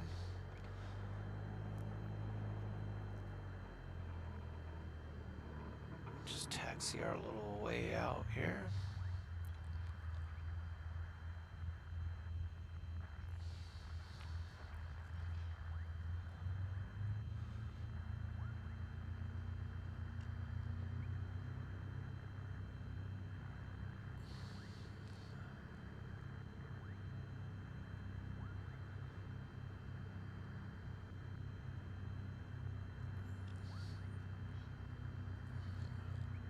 Be nice not to have to use this box. I'm gonna have to flirt with setting up actual ATC. You just gotta do so much. Cayo Largo Tower More Cessna work. Sierra Kilo Echo, Echo Tango Echo Romeo, ready for west departure at runway 12. Cessna Sierra Kilo Echo Echo Tango Echo Romeo altimeter 29er.9er 7 wind 136 at 14. Departure to the west approved. Cleared for takeoff runway 12. Okay, 136 at 14. That means we have a 14 knot. Cleared for right takeoff to runway left 12 Cessna Tango Echo Romeo. crosswind at about 10 to 20 degrees, so it's not too bad.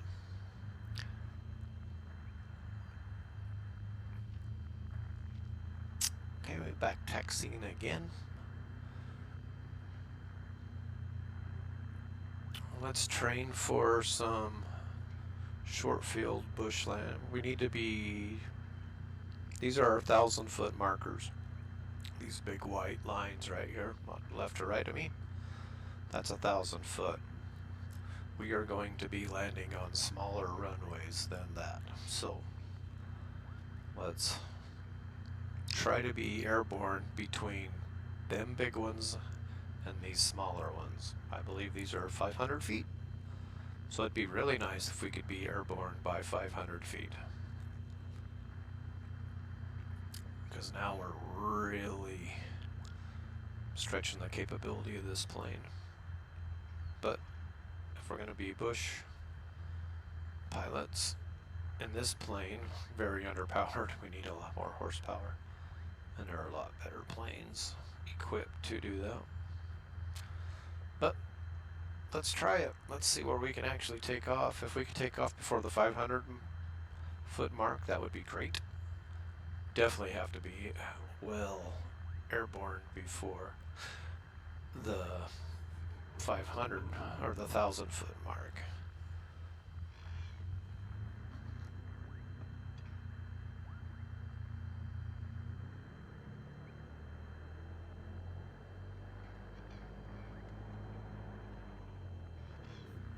Okay, we're lined up. Now there is a different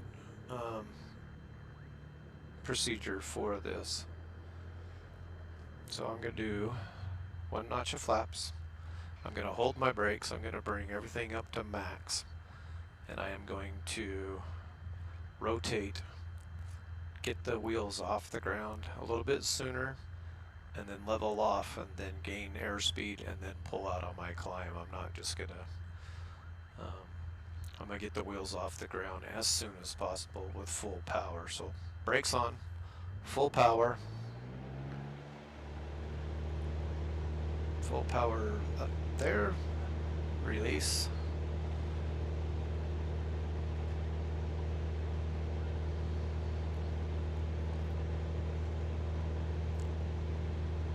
Okay, there's our 500 mark. Now I'm gonna get her off the ground and hold it. Whoop, whoop, whoop. Transporter from There we go. dispatch. Fly safe. So we were airborne within probably, what, 700 feet? I could probably do better. I could probably have it well airborne at 500 feet with this full of fuel, and we're quite heavy, so.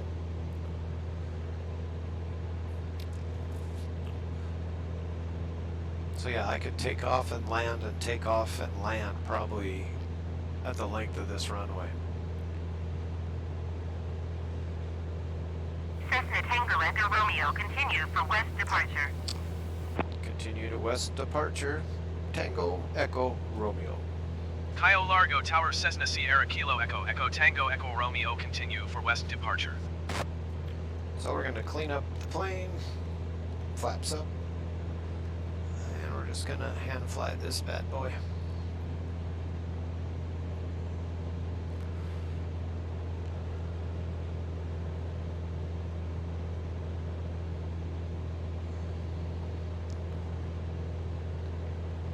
Okay, this is a much bigger island we're flying to. We're going to be on the northern side, a little bit inland.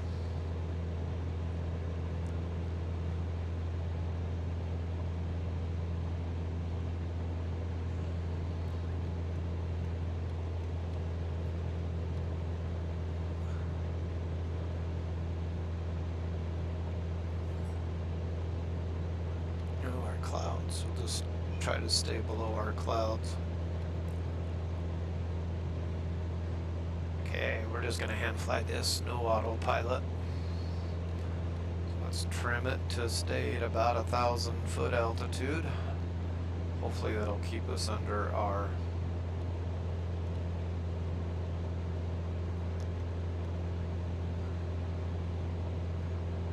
clouds, which we're gonna flirt, so I might have to drop down just a bit.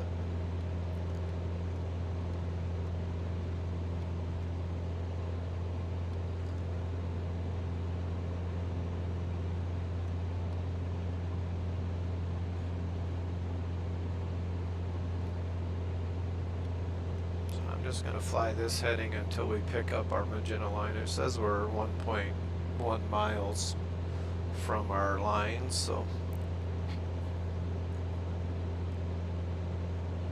keep climbing. The faster I go, the more lift I produce, so I need to keep trimming the nose down.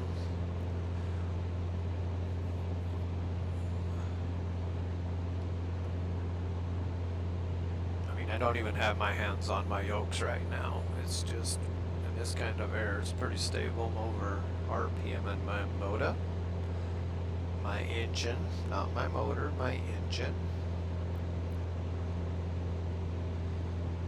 Still wanting to climb, so I'll just trim down a little bit, which is the nose. Trim down my nose, takes me down.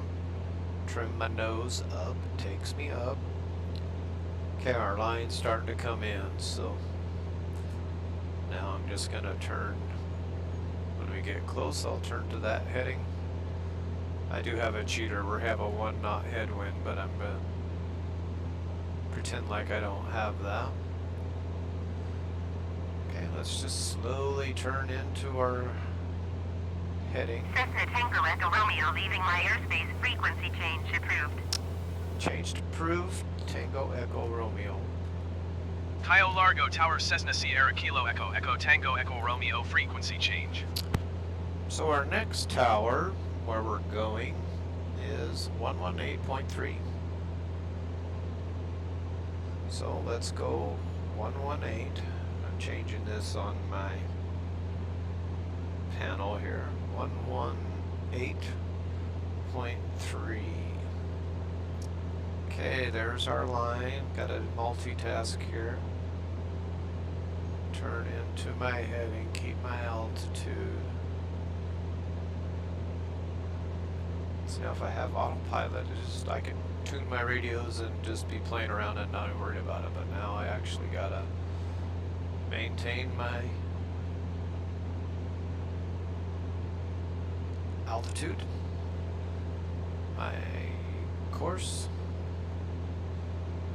There's 118.3. We'll tune that in. Let's see if that gives us our option. And it don't see.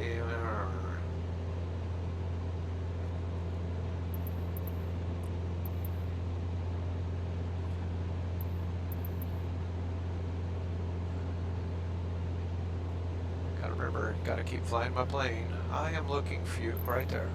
MUNG, which is 18.3, which I've already tuned into my. So let's talk to them. Girona Tower, Cessna Sierra Kilo Echo Echo Tango Echo Romeo 6 3 miles east, 1,000 feet to land. Cessna Sierra Kilo Echo Echo Tango Echo Romeo Girona Tower. Altimeter 29.9 wind calm, fly left downwind runway 05. Left downwind 05. Enter left traffic runway 05 Cessna Tango Echo Romeo. So we all know that clue, so that tells me I'm going to tune in my little cheater to 05. There's our runway. That reminds me of what the airport is.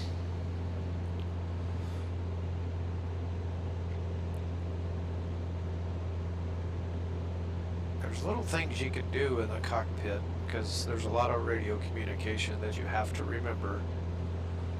Like when you're getting close, if you're cleared to land, I mean, they can bring you pretty close and you still not cleared to land. And if you land without clearance, you're in trouble. So you can have your taxi lights off right now, which mine are on. So I can shut my taxi lights off. And the only time I turn my taxi lights on is when I am cleared to land.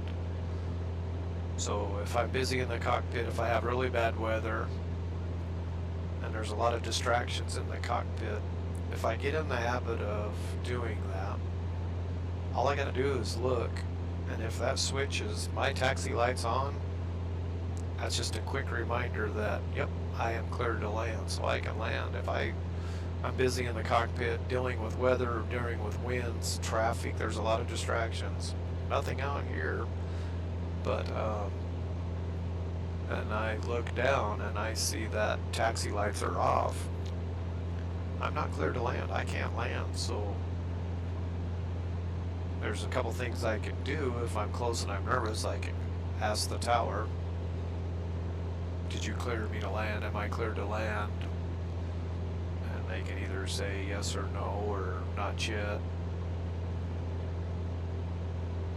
So there's little tricks in the cockpit management that you can do to help you out.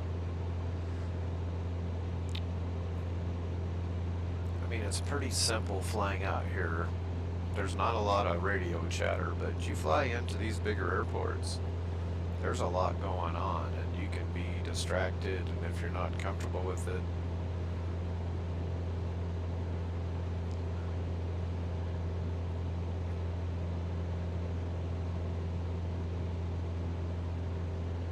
so I'm just kind of trying to keep my heading in. I got my plane trimmed to 1,000 foot.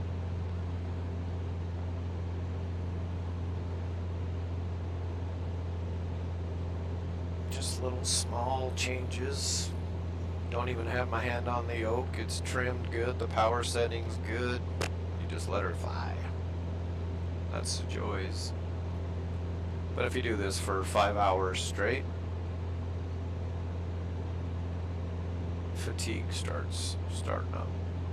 But it's also a nice calm day. I don't think it'd be this.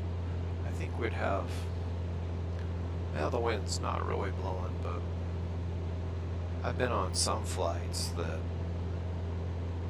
the plane is so hard to fly in real life, not on a simulator, in real life, that just to keep the plane flying in the direction you want it to go takes pretty much everything you have.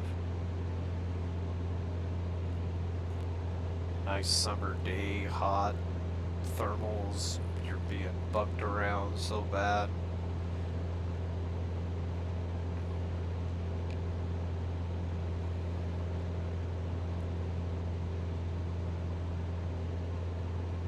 It's pretty smooth. Got the trim on the plane perfect. We're just bouncing between plus 20, minus 20. Am I as good as the Autopilot? Nope, never will be. Autopilots are fantastic.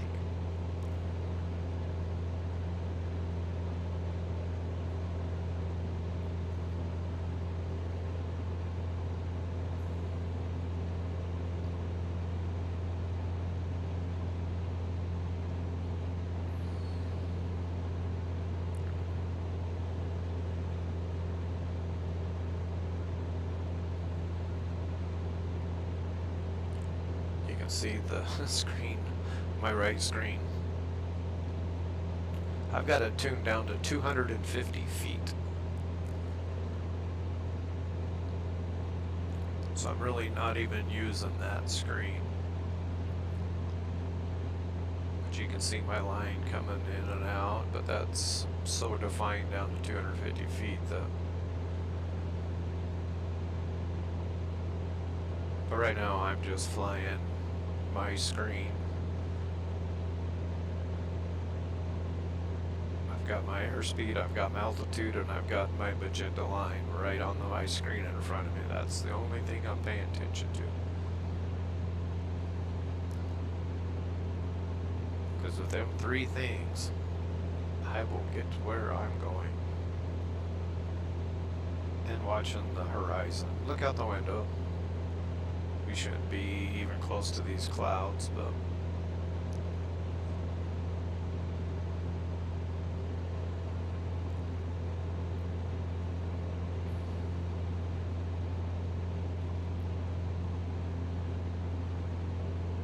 it's kind of cool out here.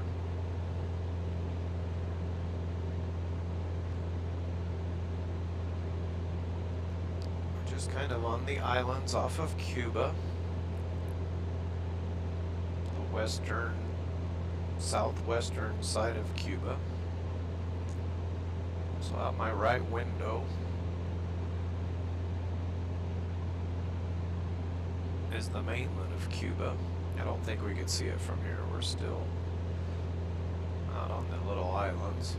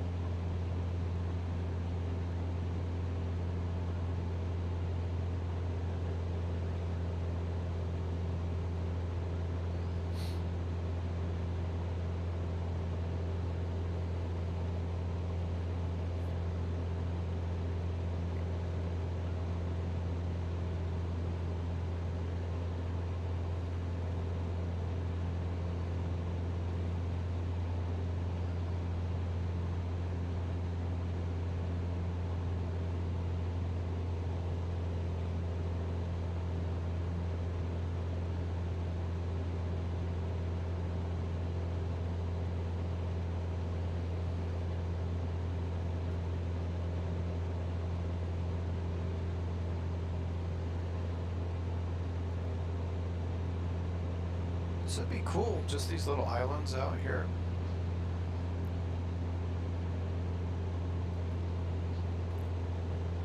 If there's one thing I'm crazy about is aviation, the next thing on my list is boats.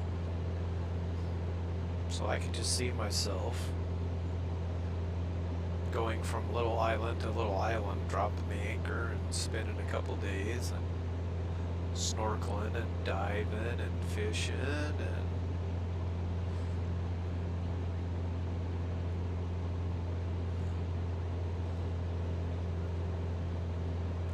That's kind of where I'd love to be right now, but someone's telling me no, so I have to stay in Idaho. But I could see this island right off to my left front here, getting the boat up into one of them little coves and have protection, and oh yeah.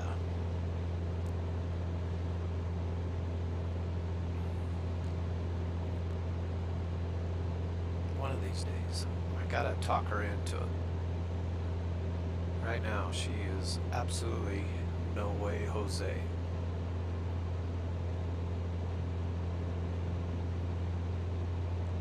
I just need a big enough boat so I can have my flight simulator. I could do this someplace else with ease.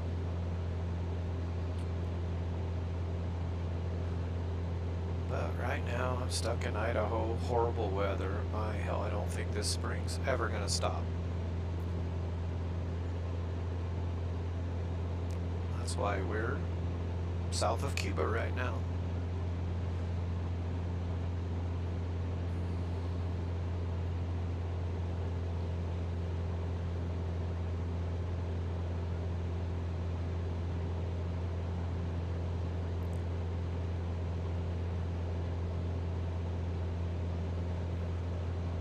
And we're burning a lot of fuel right now. I'm full rich, and I just brought it back to bring us out of red line, so we are burning a lot of fuel right now. So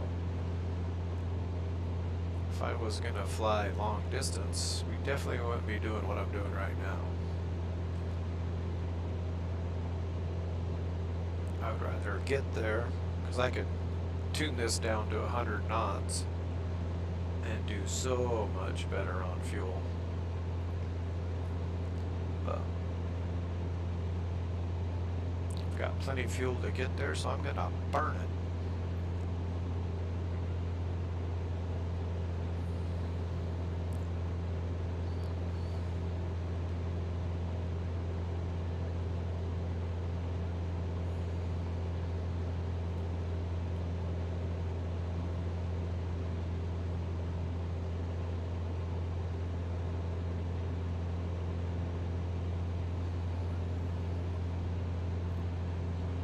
Okay, here's a test to remember what runway we're going to be. Is it left or right? So, in my brain it's left. I'm pretty much sure it's runway 5. Left downwind, runway 5.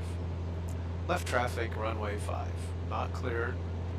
My taxi lights are off, so we're not clear to land. But I also have one more cheater that I tuned in. And yes, that's my course. So if I just zip down here, hit my course button, that's our runway heading. So that is our runway that we are going to land on. So I'm going right towards it. That don't look right. Yep, it does. But it doesn't.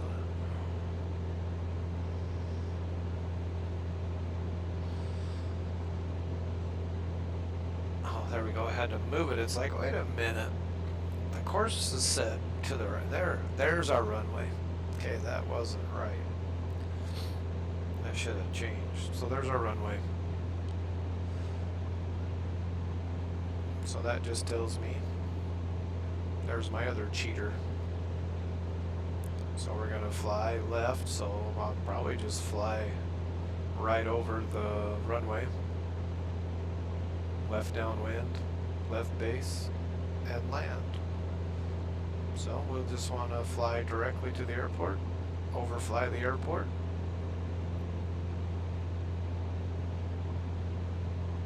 So I want to be left of my line a little bit, because I do not want to be in the way of landing and taking off. You should just give me a right base. If you just give me a right base, that would be so much easier. Left traffic at this approach is a major pain.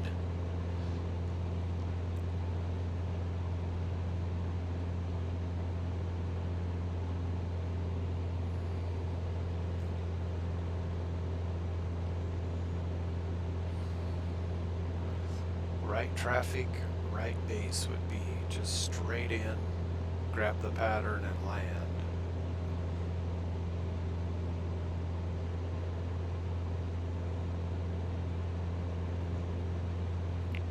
But to do a proper left, we could just go, because there's our island just coming in, so we can turn.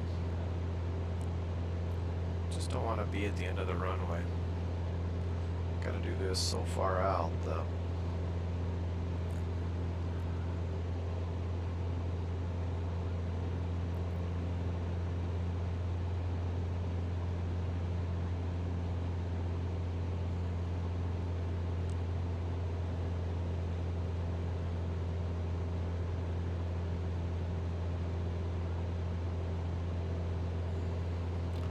We're 30 miles out, so we're not even close to the runway heading for taking off of aircraft, so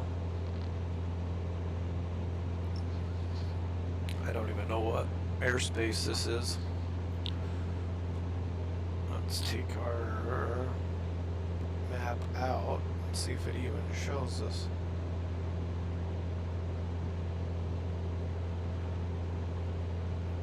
There's even airspace around it.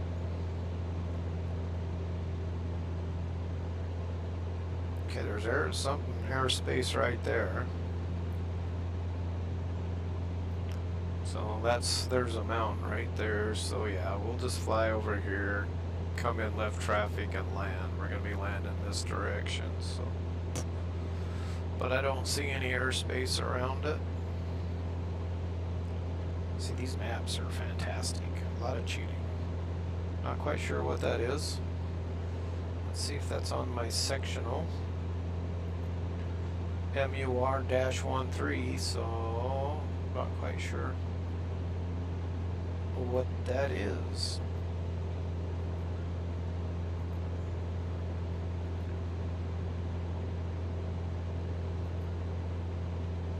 Something is off limits there. I don't know if it's restricted airspace.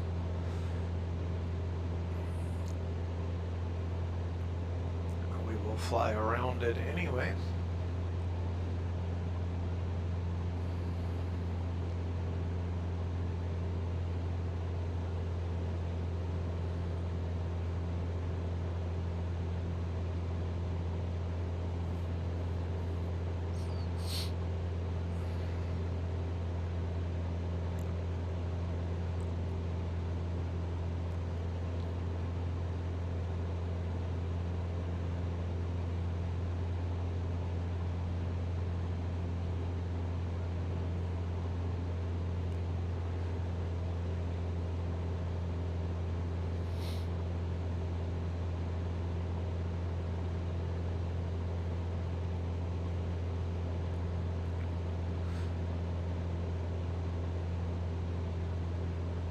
This is where your VOR would be handy, because the GPS is just going to show me direct to that. So let's say I want to, we got left traffic. I'm very disappointed. This doesn't really give me degrees. If that's 05.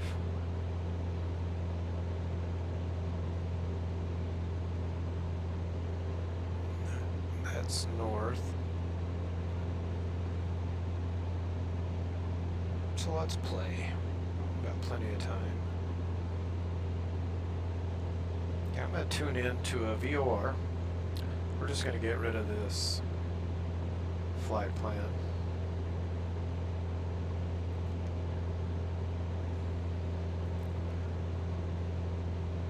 Okay, our flight plan's gone. I don't know why our magenta line still stays there, but it's still there for some reason.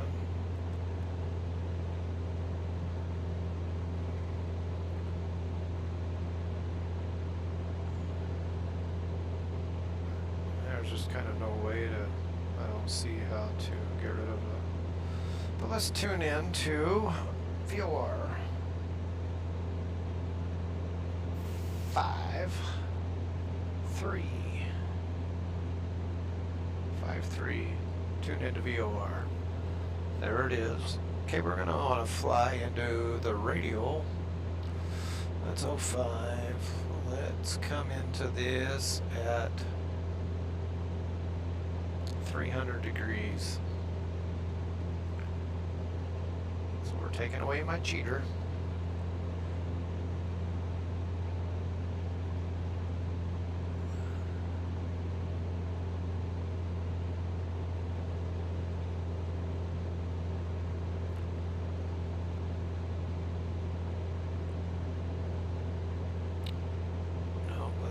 Flying. So if that's runway heading,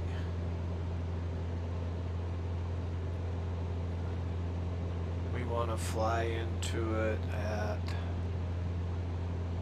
let's do that. So we want to be north of the airport. We want to fly in on the 180 degree radial to pick up the 05, so our downwind. Alright, there we go. Old school navigation. So, I am going to turn into that radio at a 90 degree.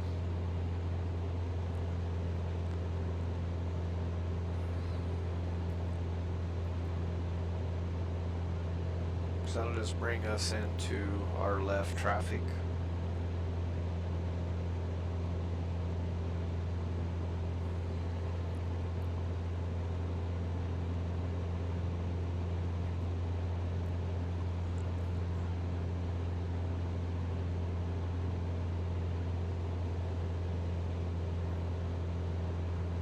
Just want to make sure we're far enough north, away from that airport, because we want to intercept the 180 degree into the airport for our left traffic.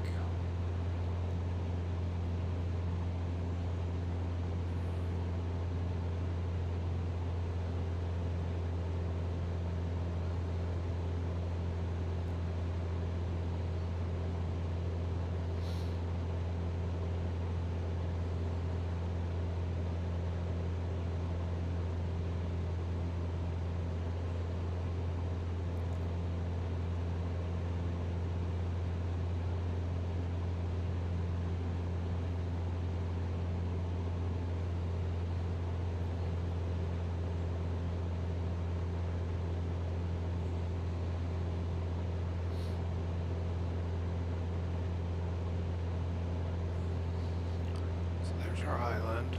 Oh, I really should be getting rid of this. We don't want to cheat. So we'll just bring that at 250 feet again.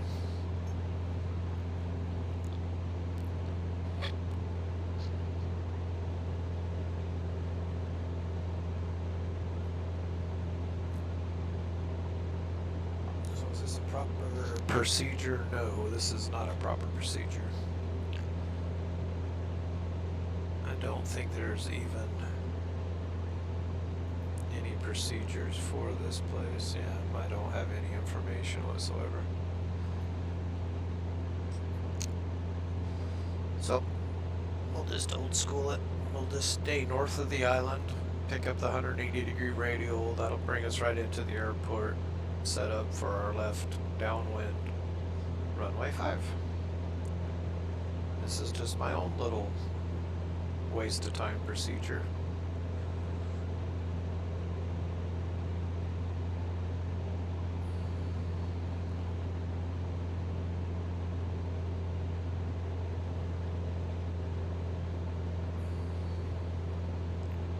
These are the kind of games you play to just fine tune. If you actually have to do this, which we don't, I could fly right to the airport and set up, make it easy, but This kind of shows you if you don't know where the airport is, and say there's terrain or something, you have to actually pick up 180 degree.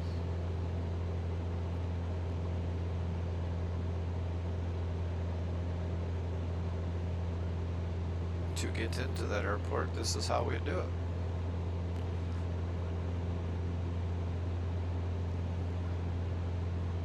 And we're still bouncing around. Now we're at 80 feet, doing turns, kind of screws your altitude up, but we're still have no idea what the altitude of the airport is.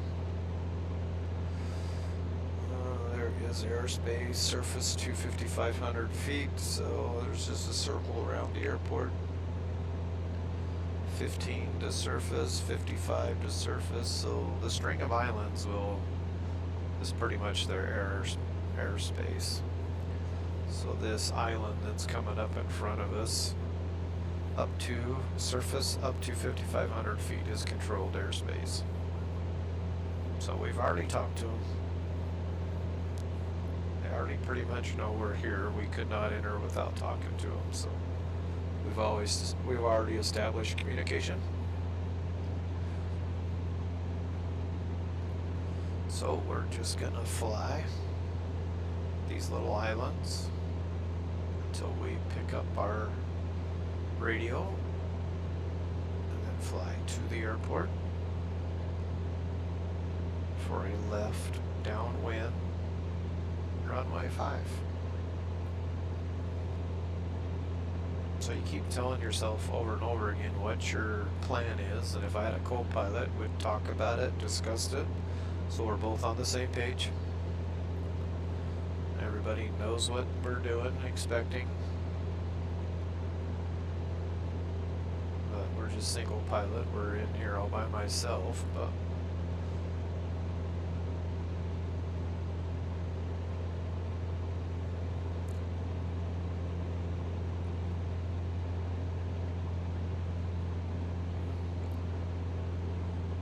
pretty much have the procedure all in my head all the way to landing, so it's just a matter of flying it now. I came up with my arrival plan.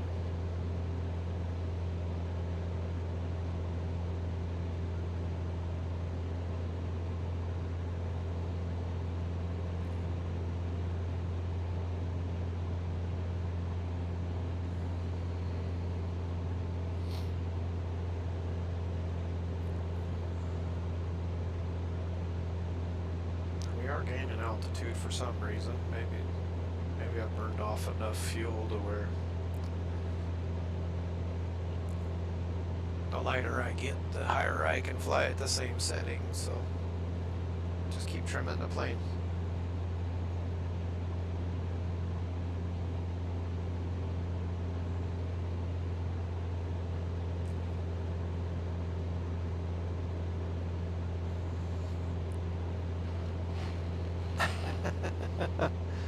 Oh, Harleyman had to come fly with me. What a lonk.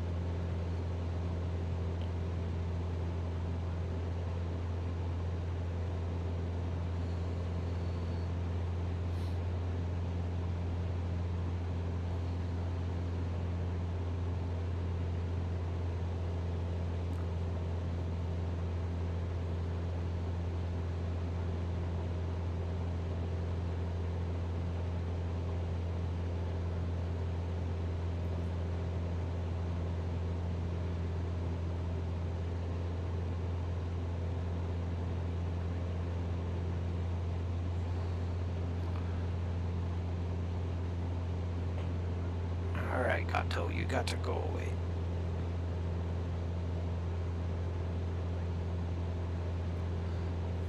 Alright, he's in his co-pilot seat now. what are we doing? Trim the plane just a little bit.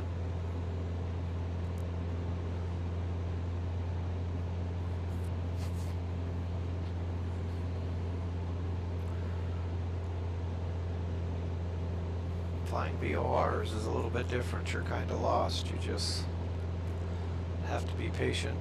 Have no idea where that line's connecting. The way it looks on my sectional,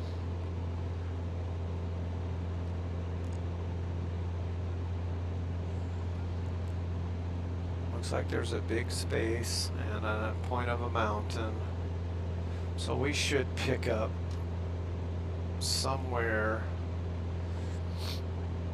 right around here should our be our radio we're going to pick up. Between this point and this point of these islands, somewhere right here should be our 180 degree.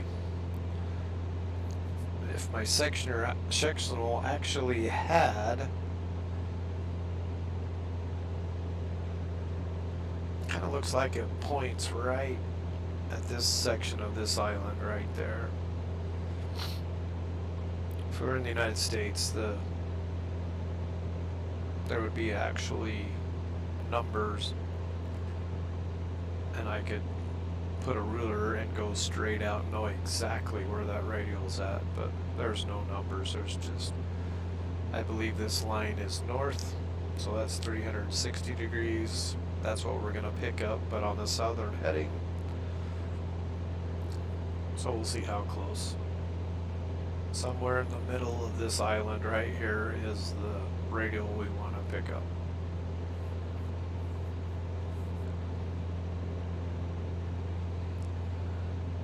So we're still kind of flying away from the airport.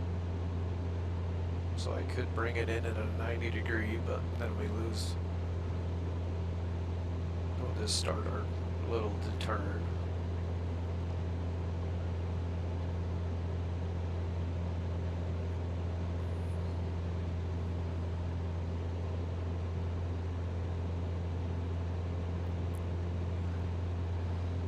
Hopefully, if I'm reading the map right,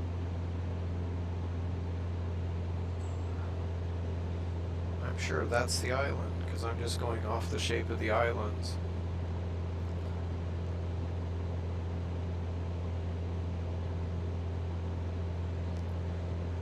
And I'm still saying somewhere right here is our radio. So probably when we pass this line here, hopefully it should be coming in. If not, I've got us lost. I mean, this isn't the greatest map in the world. It does. But I'm thinking that's the islands.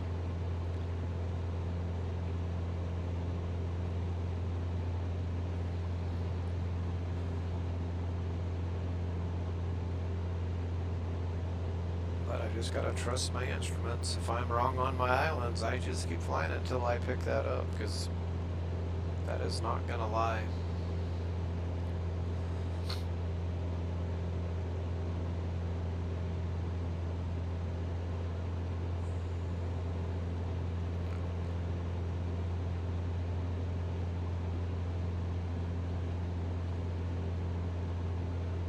The only thing I'm questioning is this part of the island's a lot skinnier than what it shows on my sectional. I see this outcrop. I see this outcrop. Oh, there it is. Okay. My line's starting to come in, so I nailed it. Now we're just going to slowly turn. Remember, as you turn, you lose altitude, so you just want to pull back on your plane a little bit. To grab that radio.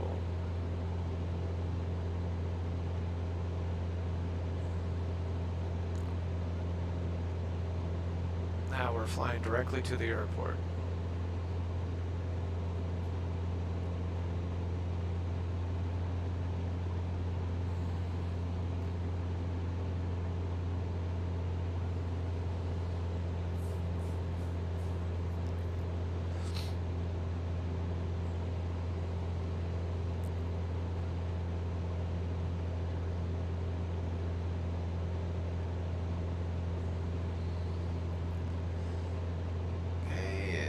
we're flying in on that radio. It just looks like it is inland.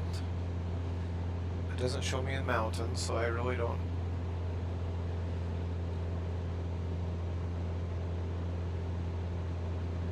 It's right next to a lake, an inland lake. I've kind of lost altitude for some reason. Let's gain a little bit.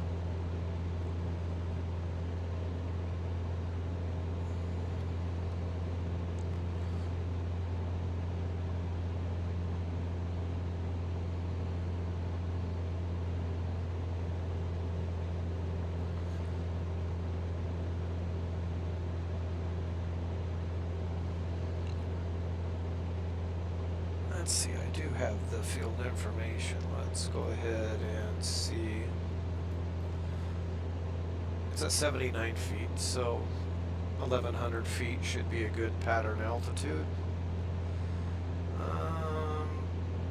Runway 05, it's 8,200 feet long, 150 feet wide, 148 feet wide. Pretty good size runway, so it's not like it's going to be. Oh, we've got 18 and 36, so we already got 2 runways here. 18, 36, 05, and 23. We are landing on the bigger of the 2. That looks like our airport dead ahead.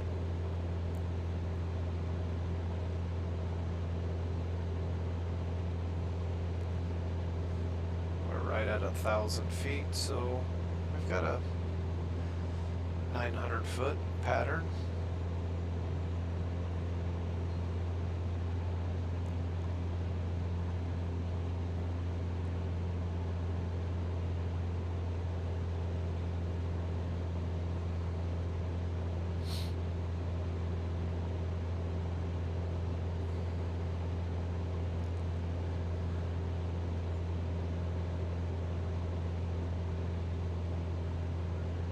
Now that I got the airport in sight, we're going to go ahead and stop our...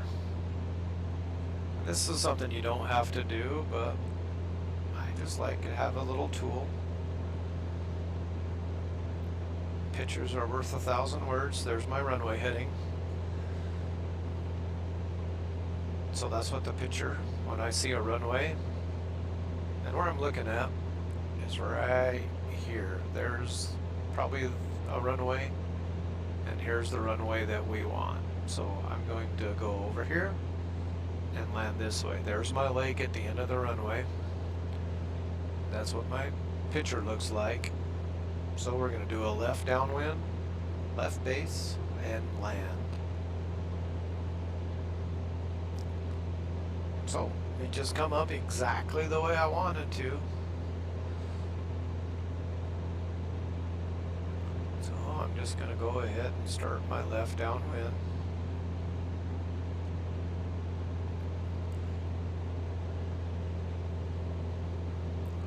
Left traffic.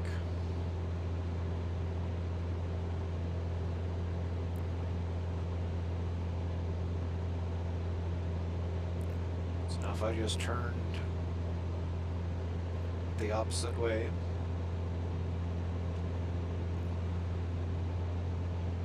this is when my little cheater helps, because now it just takes all the guesswork out of it. You can remember that I need to turn to a heading of 230 degrees, but if I have my little cheater there, I just put the plane at the end of that green line, fly in the opposite direction. There's our runway heading. Boom, that easy. And now I just glance down and look.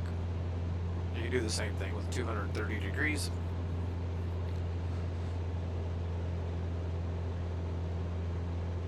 Now we just gotta wait for them to say, I'm gonna start slowing down.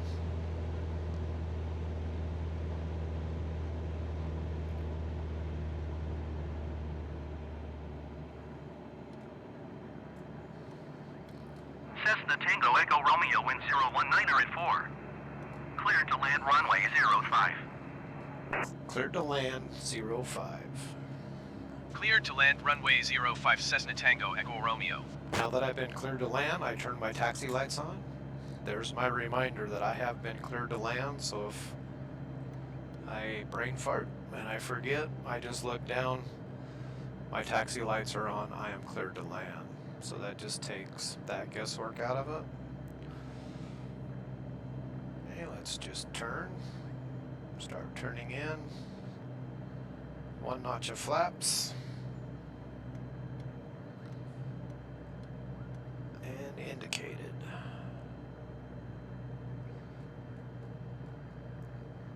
So we just want to fly like a 90-degree from our runway heading makes a nice slow. We got a 300 foot per minute descent. And 1 more notch of flaps. Moving. And indicated. And when you say that, you can just look over and you move your notch, and there's a little button that shows you exactly where your flaps are. Just because you switch it doesn't, it's not instant. It takes a little while for it to transition.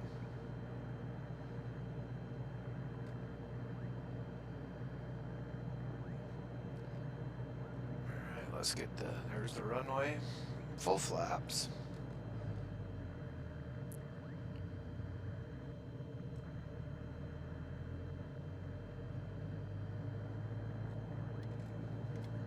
Got 4 white, so we're above our glide slope.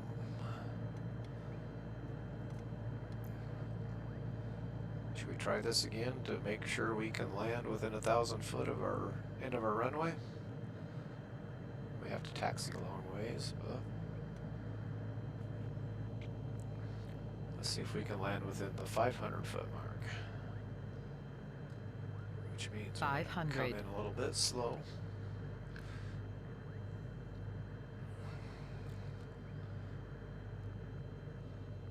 So yeah, you can do all kinds of training.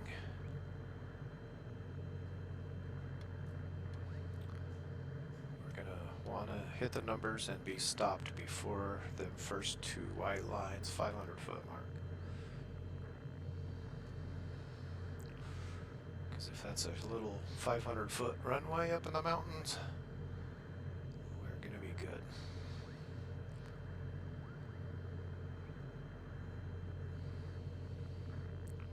Full flaps.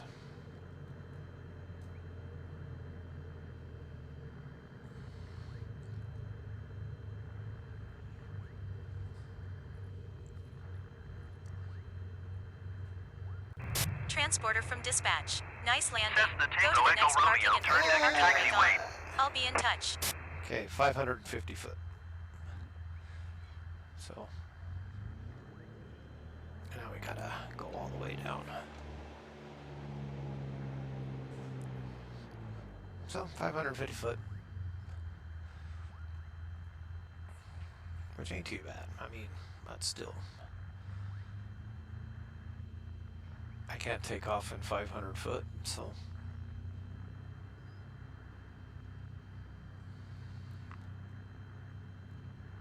Cessna Tango Echo Romeo, exit runway when able. Copy. Someone. Now if we had a nice big headwind, like 20 knot headwind, I can land and take off at a lot shorter runway. Because you've already got that airspeed accumulated, that's setting at a complete still, so your environment makes a lot of difference too. So if I had a nice 30 knot direct headwind. Cessna Tango Echo Romeo, turn next taxiway. Definitely.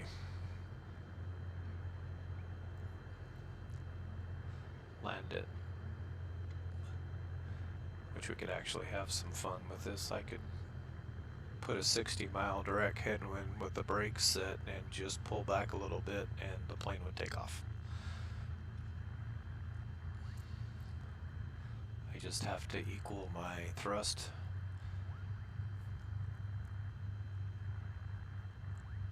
but the wind's already there. But if I don't have the engine... Cessna Tango Echo Romeo exit runway when able. Oh, shut up, I'm on my way. But once my thrust equals the wind speed, I could basically be a helicopter, take right off and not move in the air. And get airborne, get up there, slow down my throttles, and we could fly backwards. Very good. We're off the runway now. Leave me alone.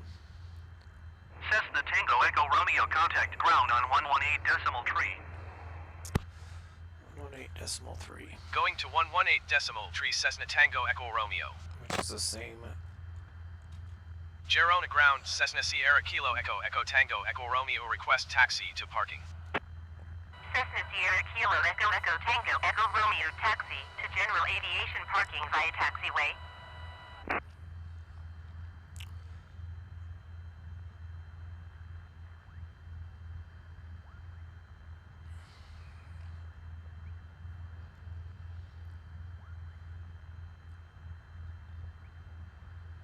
Cessna Tango Echo Romeo acknowledge last transmission. I always ignore them, don't I? Taxiing to general aviation parking using taxiway Cessna Tango Echo Romeo.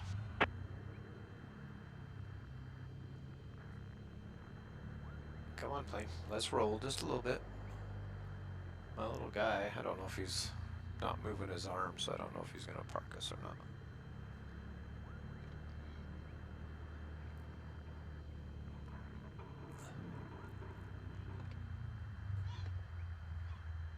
And stop.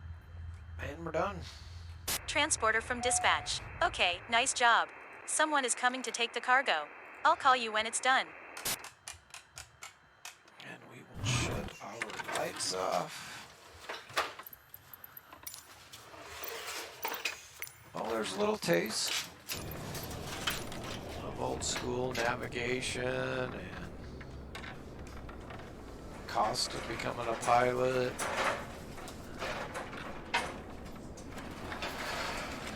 I think that would be cool to teach someone how to fly, so we might think about doing that.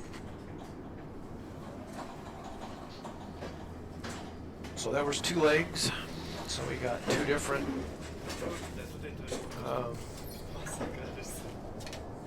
cargo missions. So we're still off of the southwestern of Cuba. Don't know where we're gonna get to next. Hopefully we can. I still want to get into Mexico.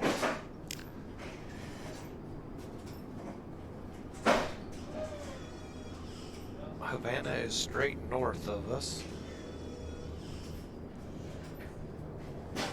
So let's see what it has to tell us. Because I would like to fly up Mexico. We haven't been to Mexico yet. Just in the jet we have.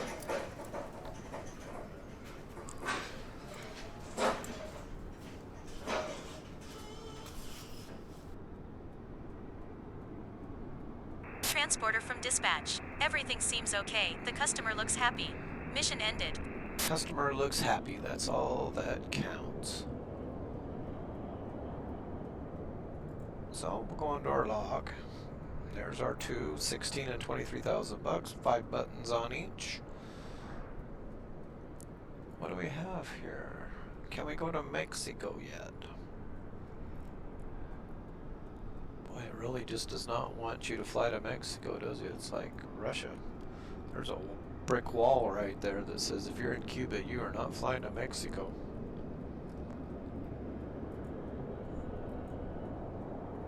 Go to South Texas. Maybe we'll just fly to Cancun for free and see what it does when we get there. Yeah, I can't get one, and I've got a bunch set up here. Look, I got passengers, cargo, express, sensitive, VIP. I mean, I have everything, but we cannot get in there. What planes do we have here? We have, that's just the old school. So there it tells you the price. The Cessna Skyhawk G1000 is $400,000, and just the plain Cessna old school is $275,000. So big price difference between them two planes. There's a Bonanza G36.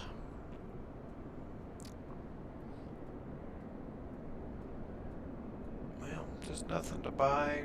Can't get to Mexico yet, so we have $335,000, but we do have a payment coming up. It is the 16th of April. We have a payment tomorrow.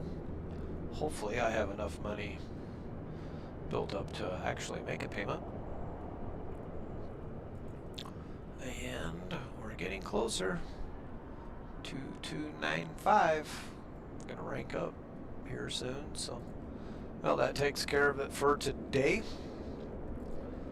I think we've done enough damage. We'll just call it a day here and maybe fly to Mexico for free. Other than that, appreciate riding along. I'm enjoying it. I hope you are too. Comment if you want to say anything. Other planes, if you have a plane we want to fly that's different than the ones I'm flying, let me know. Other than that, we will see you next time. Bye.